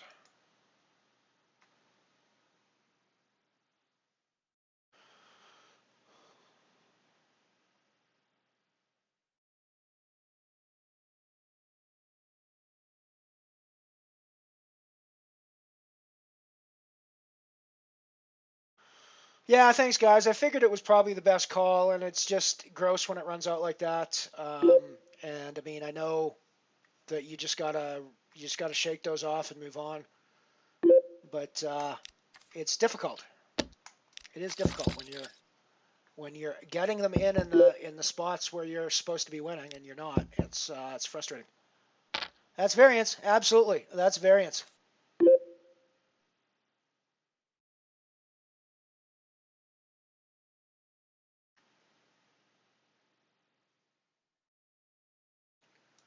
And the weird thing is with that hand is I probably don't feel quite as gypped. Excuse me, I should never use that word. That's that's horrible. That's something that comes from my youth, and I was a common word in my youth, and we should not use it today. I would feel less cheated if the ace had come, and I would still be a little annoyed that he's shoving the ace deuce there. But if the ace comes and beats my 8, it's like, well, yeah, you hit your overcard, okay, fine. That's the way poker goes sometimes. But when it runs out that dirty into the straight, it just feels that much. I don't know. It just feels to me like you get cheated that much more, even though it's at the end of the day the same result, 8-8 against ace deuce, and the ace deuce gets there. It doesn't really matter how the ace deuce gets there, right? Is it only 52-48? It can't be that. It can't be that close pre-flop with an ace-deuce, can it? Yeah, no, absolutely. There are days, and I've had those days where I can't lose the flips. And the few tournaments I've won, there's been, A, I'm winning the flips, and B, when I get in behind, I'm getting there. So, yeah, it obviously goes both ways, and and I'm just in one of those periods where the variance is hitting me over the head instead of gently pushing me along. But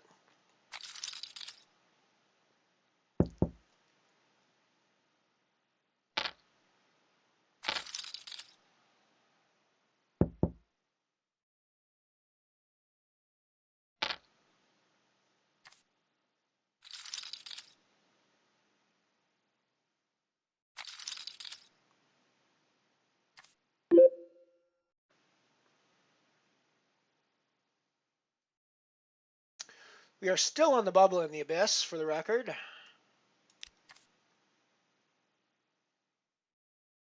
Let's go over there and watch that one for a while.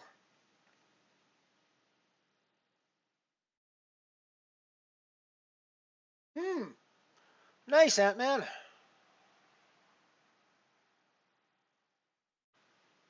Yeah, for sure. I mean, and I don't know that his shove is all that debatable given that we're in a qualifier, given his stack size. He's actually not in that terrible a spot when he shoves there, I think, because he gets folds from a lot of the table a lot of the time. And, he's unlucky to run up against a pair there that I call off. But let's be serious here. Eights is probably the lowest that I'm thinking about calling off there, right? I mean, if it's sevens, I have to think a lot harder with. If we're talking about fives and down, I'm probably just tossing them in the muck at that point, right? So it's not. I don't think it's a terrible shove from his perspective. It just puts me in a gross spot, is all.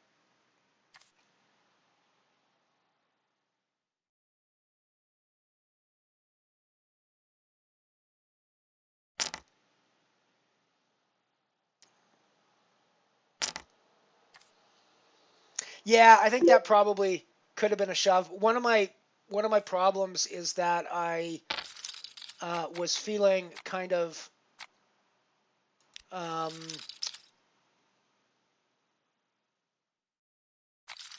the player to my left had been basically calling me off with anything and getting there on a couple of previous hands, and it just felt like it didn't. I was never getting that shove through. I was always getting it called, and I was always having to either be the best hand or hold eventually. So that's why I didn't shove that. But that's probably bad thinking. I probably just need to go with the hand strengths and shove queen eight at that point, I think. But yeah, it was a situational thing with the particular player that was to my left in that spot. Looks like we might burst the bubble here in the abyss with any luck. I'm not going to be very aggressive here because I'd rather have three people in at showdown here to give the most chance for busting this other player. And I'm less concerned about taking this pot. I really wish he hadn't bet, frankly. It would make a lot more sense for us all to go to showdown. I don't really know why people do this. Maybe I'm thinking about it wrong, but it strikes me that if you just check through to the river, you have three chances of knocking out the other player instead of just one chance of knocking out the other player, is all I'm saying. Yeah, and I think you're right, Cleeds.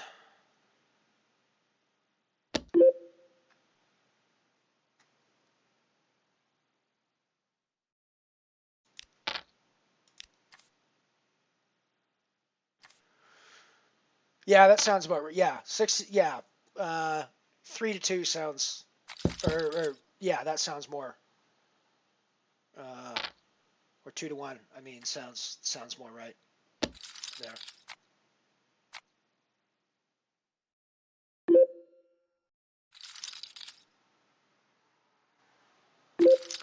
So we're now in the money in the abyss. I don't think I'm going to call this shove off. Not with King Jack.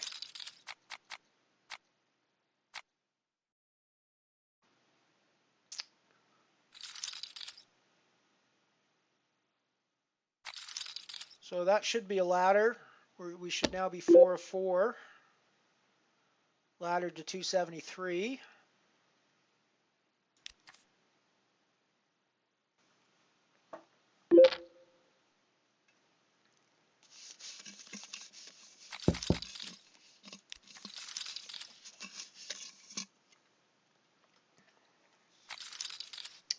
Still got a stack in the Dwarf Star Bounty as well.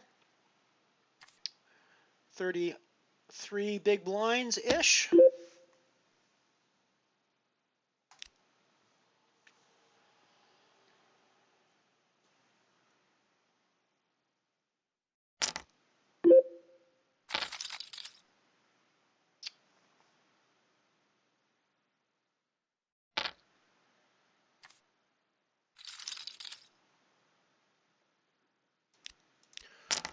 I'm going to shove my pair of fours here on the abyss table.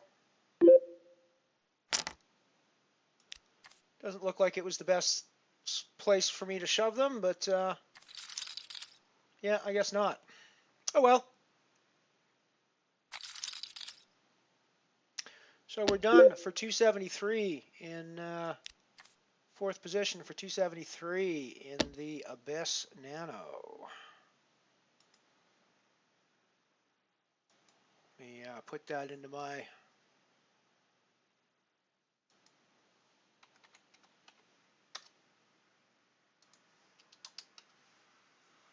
that might actually mean we haven't quite made a profit yet today, but we're close. We're close. 395 buy-ins, 320.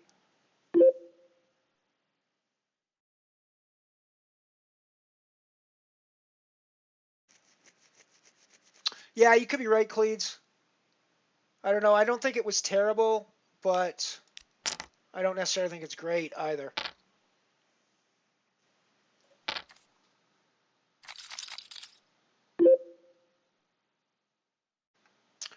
So we hit top pair.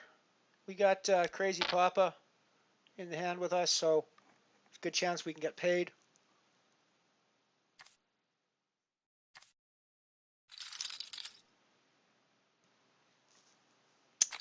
So this is the last hand we're playing, or the last game we're playing so far today. We'll probably shut her down after this. Hasn't been a super long stream today. I got started a little later than I normally do. Not that it really mattered, because it only would have been you guys would have been here to watch me bust out gross fashion in a couple of tournaments. So, nothing lost, really, except from my bankroll. I put a bet out with my top pair here, I think.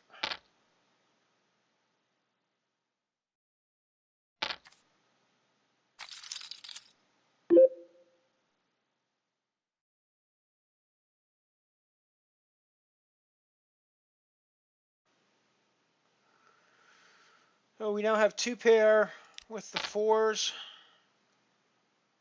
and we're only really worried about a four now, or I guess an ace king is problematic for us as well, but I think it's more likely that we're against hearts or things like that at that point.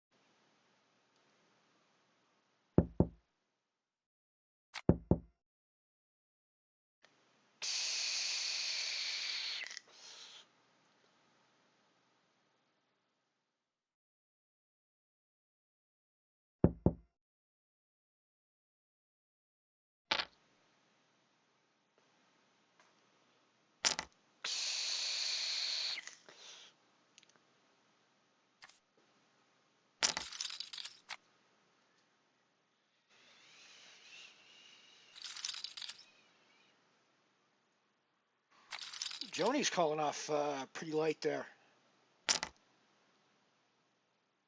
Looking for the bounty, I guess.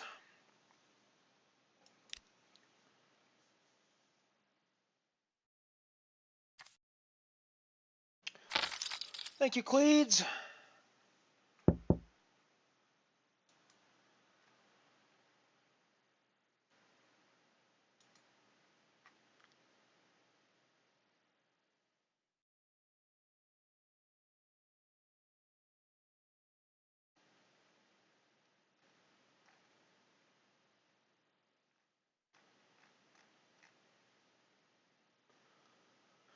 So Jiblad followed me earlier today. Haven't seen him come by the chat yet today, but I saw him click the follow button when I was offline, so that's kind of cool.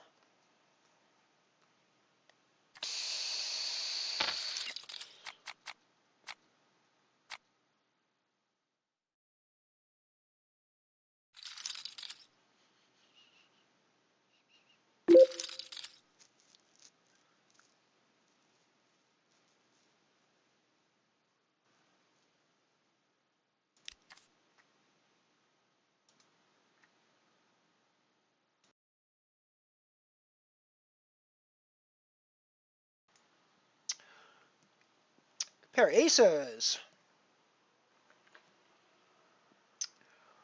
You've got work to do. Green and red ace. Let's do some work.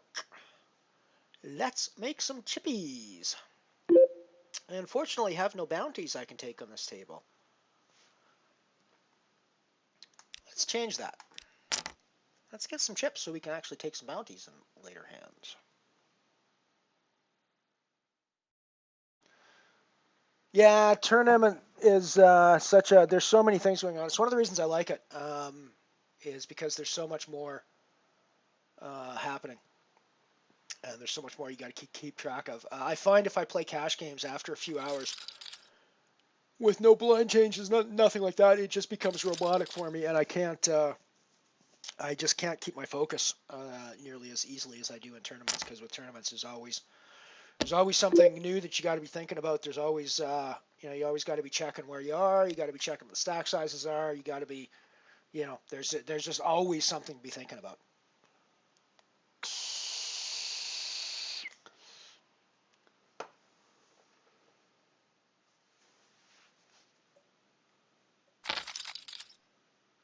And with blind changes and things like that, I mean, even with the stack sizes, yeah, you got to pay attention to stack sizes in cash games, but the stack sizes in cash games only vary based on the results of hands, right? There are spots in tournaments where, without anything happening other than the level changing, you go from having a deep-ish stack that you can play well post-flop with to having only a 3-bet shove type stack. Basically, when the blinds change and the blinds go up, and you have the same number of chips, it's just that your ability to play the options you have to play the hands change dramatically because the blinds have changed. So there's so much more going on. That's one of the reasons I like it. It's one of the reasons I prefer tournament over cash.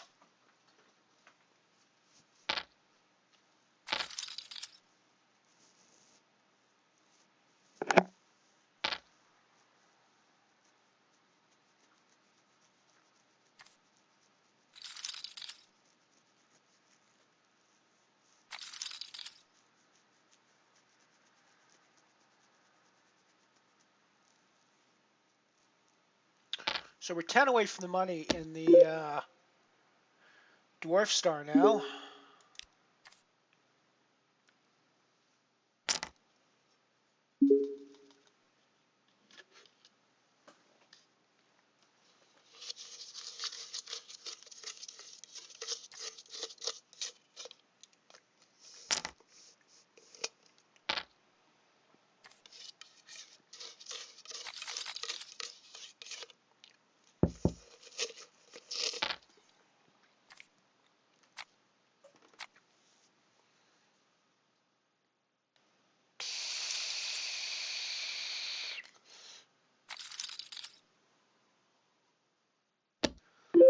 $9 to go to the money now. We're going to put in a raise here with our jacks.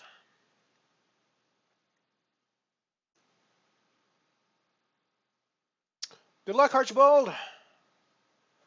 Good luck on the bubble, buddy. Michael Bublé.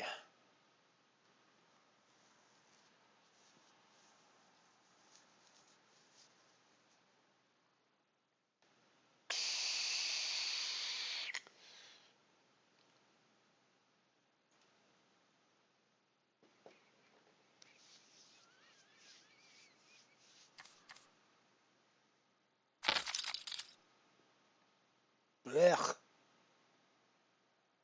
Gross all spade flop. I guess we got to get out of the way.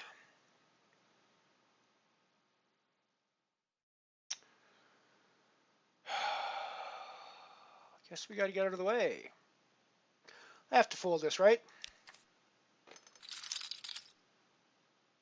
When he just donk bets there, I mean, is that ever a bluff? Or is that ever, I mean, is that ever just him going, I want to take the pot back. You tried to steal it from me on pre-flop, and I just want to steal it from you now. I mean, I don't know.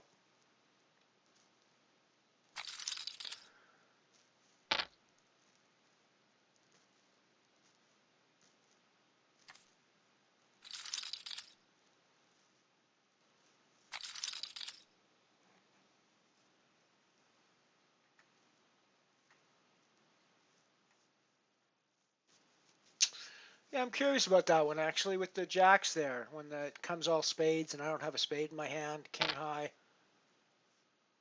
What am I supposed to do there? Am I just supposed to fold there when he donks out? I'm not really.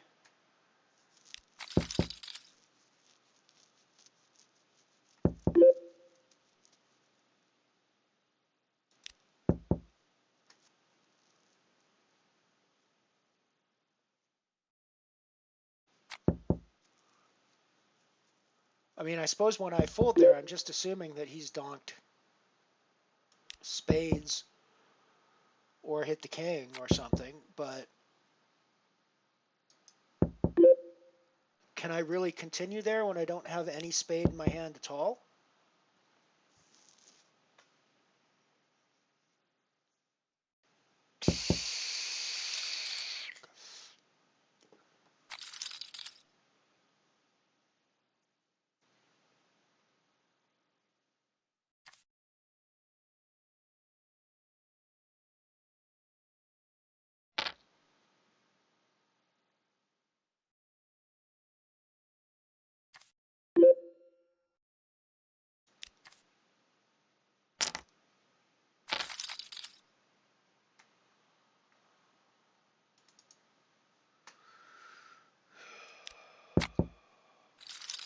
Let's go back and look at that one again.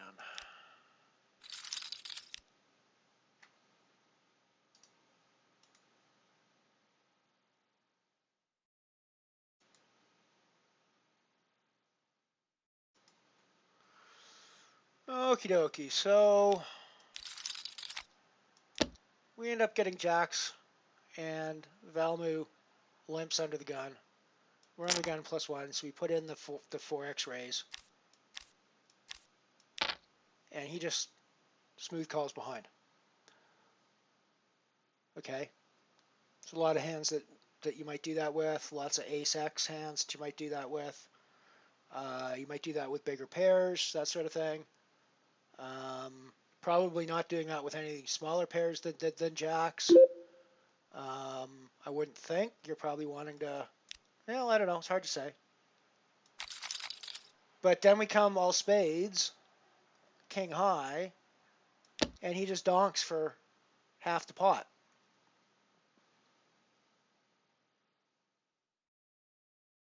Is that ever a bluff? I mean, I'm thinking that the sort of weakest hand that we're looking at here would be ace 7 with the ace of spades. Ace spades 7x is probably the weakest hand I'm looking at here.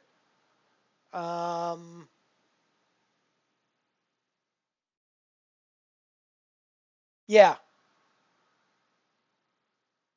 You think I should have seen the turn card, Addy? Yeah, that's what I'm wondering now as well.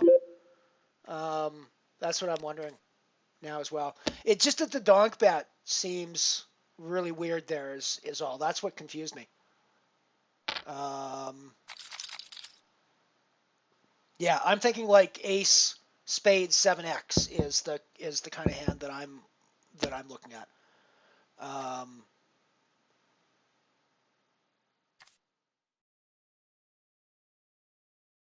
Yeah. Alrighty. Well, it's interesting. I did end up folding it, which it's probably just me being too nutty, but you know, the way it goes sometimes. We are 6 from the money now. Gonna put in a raise with my ace 10.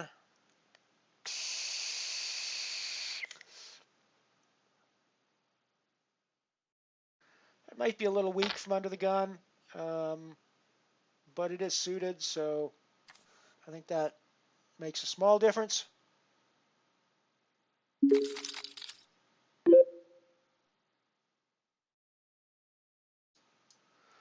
I think that's the only time I've seen him donk bet, actually, so I don't think he's done it a lot. But he's just a new one at the table. I don't remember him being at the table very often before. Right, so we're putting our money in here with our pair, or with our flush draw, or are we putting our money in with our flush draw? Or are we just calling here and seeing what the turn brings? I think that's what we're doing.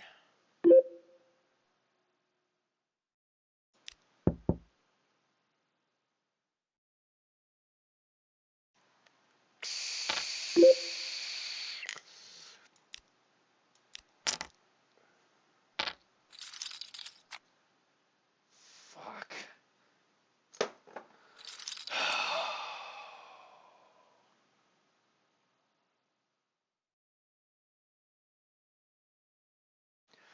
Guess I should have put it in on the flop, but he's not going anywhere on the flop.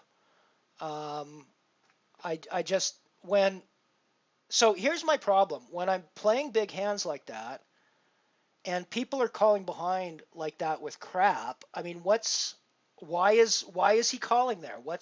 And so, okay, you call to speculate about hitting your hand. Why are they always hitting? That's what gets me there. I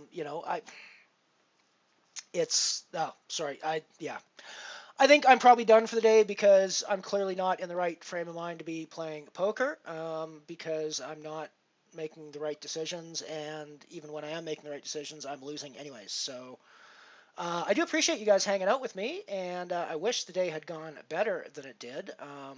I didn't play that last hand particularly well, I don't think. But am I really supposed to be putting him on a 5-6 there? I'm putting him on like maybe a jack, an ace jack, something like that. That I'm still going to have. I mean, I still had outs when I put it in there on the turn, but yeah, I just don't get it. I mean, when I want them to call behind like that, but how am I supposed to be able to get away when they just suck out on me like that with those hands? I don't get it. I don't get it.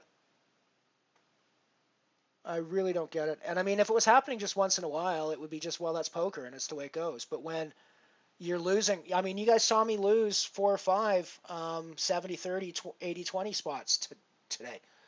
And it just, it shouldn't be happening that often, I wouldn't think. But, we keep going. It's poker. You keep plugging away, and you keep doing it. And presumably the variance rolls around, and I have another one of those runs where everything hits. And presumably that happens again. So I do appreciate you guys hanging out. Sorry for being a little negative here at the end. It's always nice to have you here, and it does actually help me talk it through and have you guys with me here, because it does help me figure things out and help me feel a little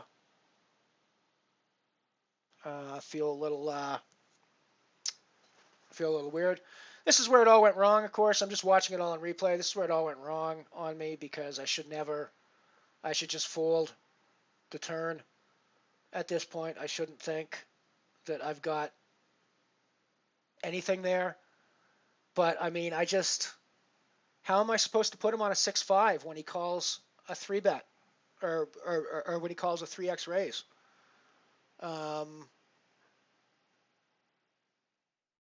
Yeah, I mean, I should have probably on the flop. I should have done that, but I don't see him getting away anyways from where he was, and I just don't know what else I'm supposed to.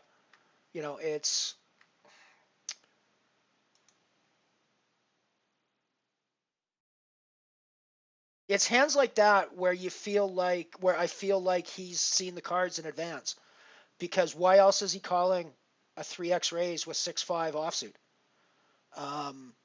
Right? Except he knows it's gonna come.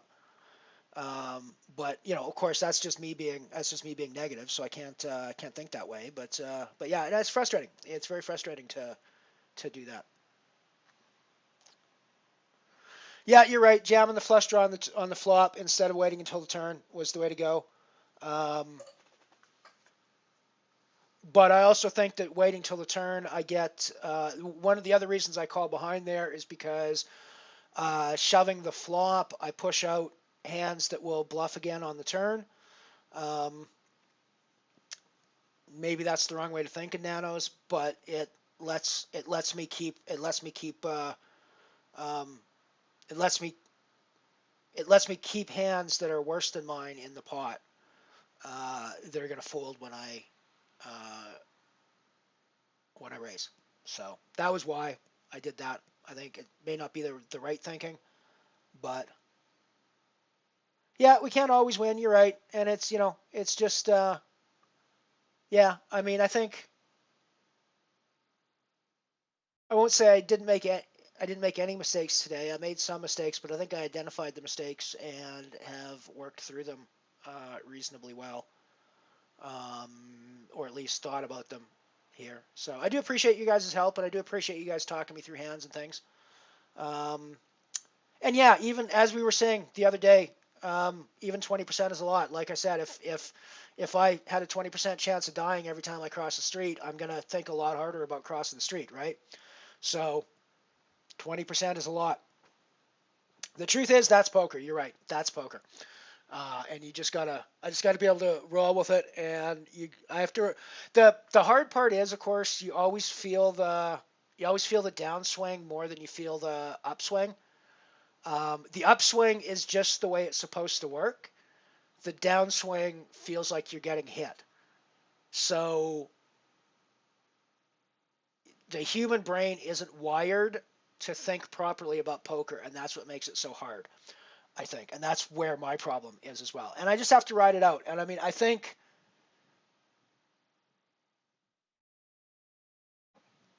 yeah, exactly, guys. And I appreciate your support, and it does really help. And I do think I'm playing reasonably well. I don't think I'm like playing horribly.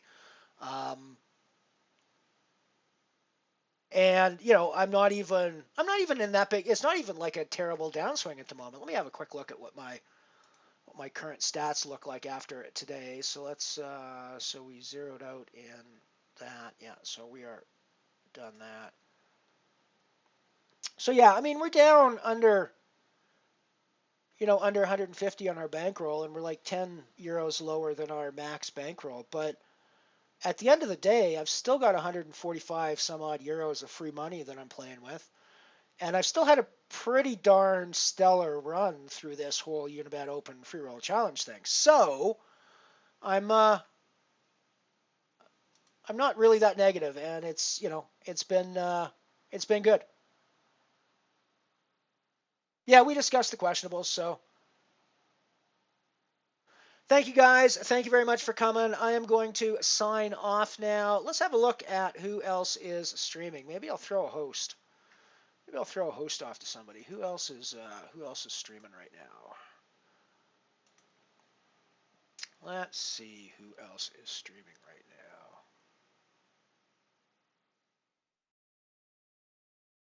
now. Yeah. Nobody on there I really want to throw a host off to, or that would care about my host. So yeah, we'll just call it a day.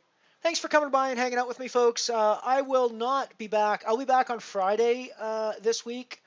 I will not be back on Saturday this week, though, because I have to drive to Calgary this weekend. But I will be back on Friday for another session of MotherShip Poker. Thanks a lot, guys. I'm out.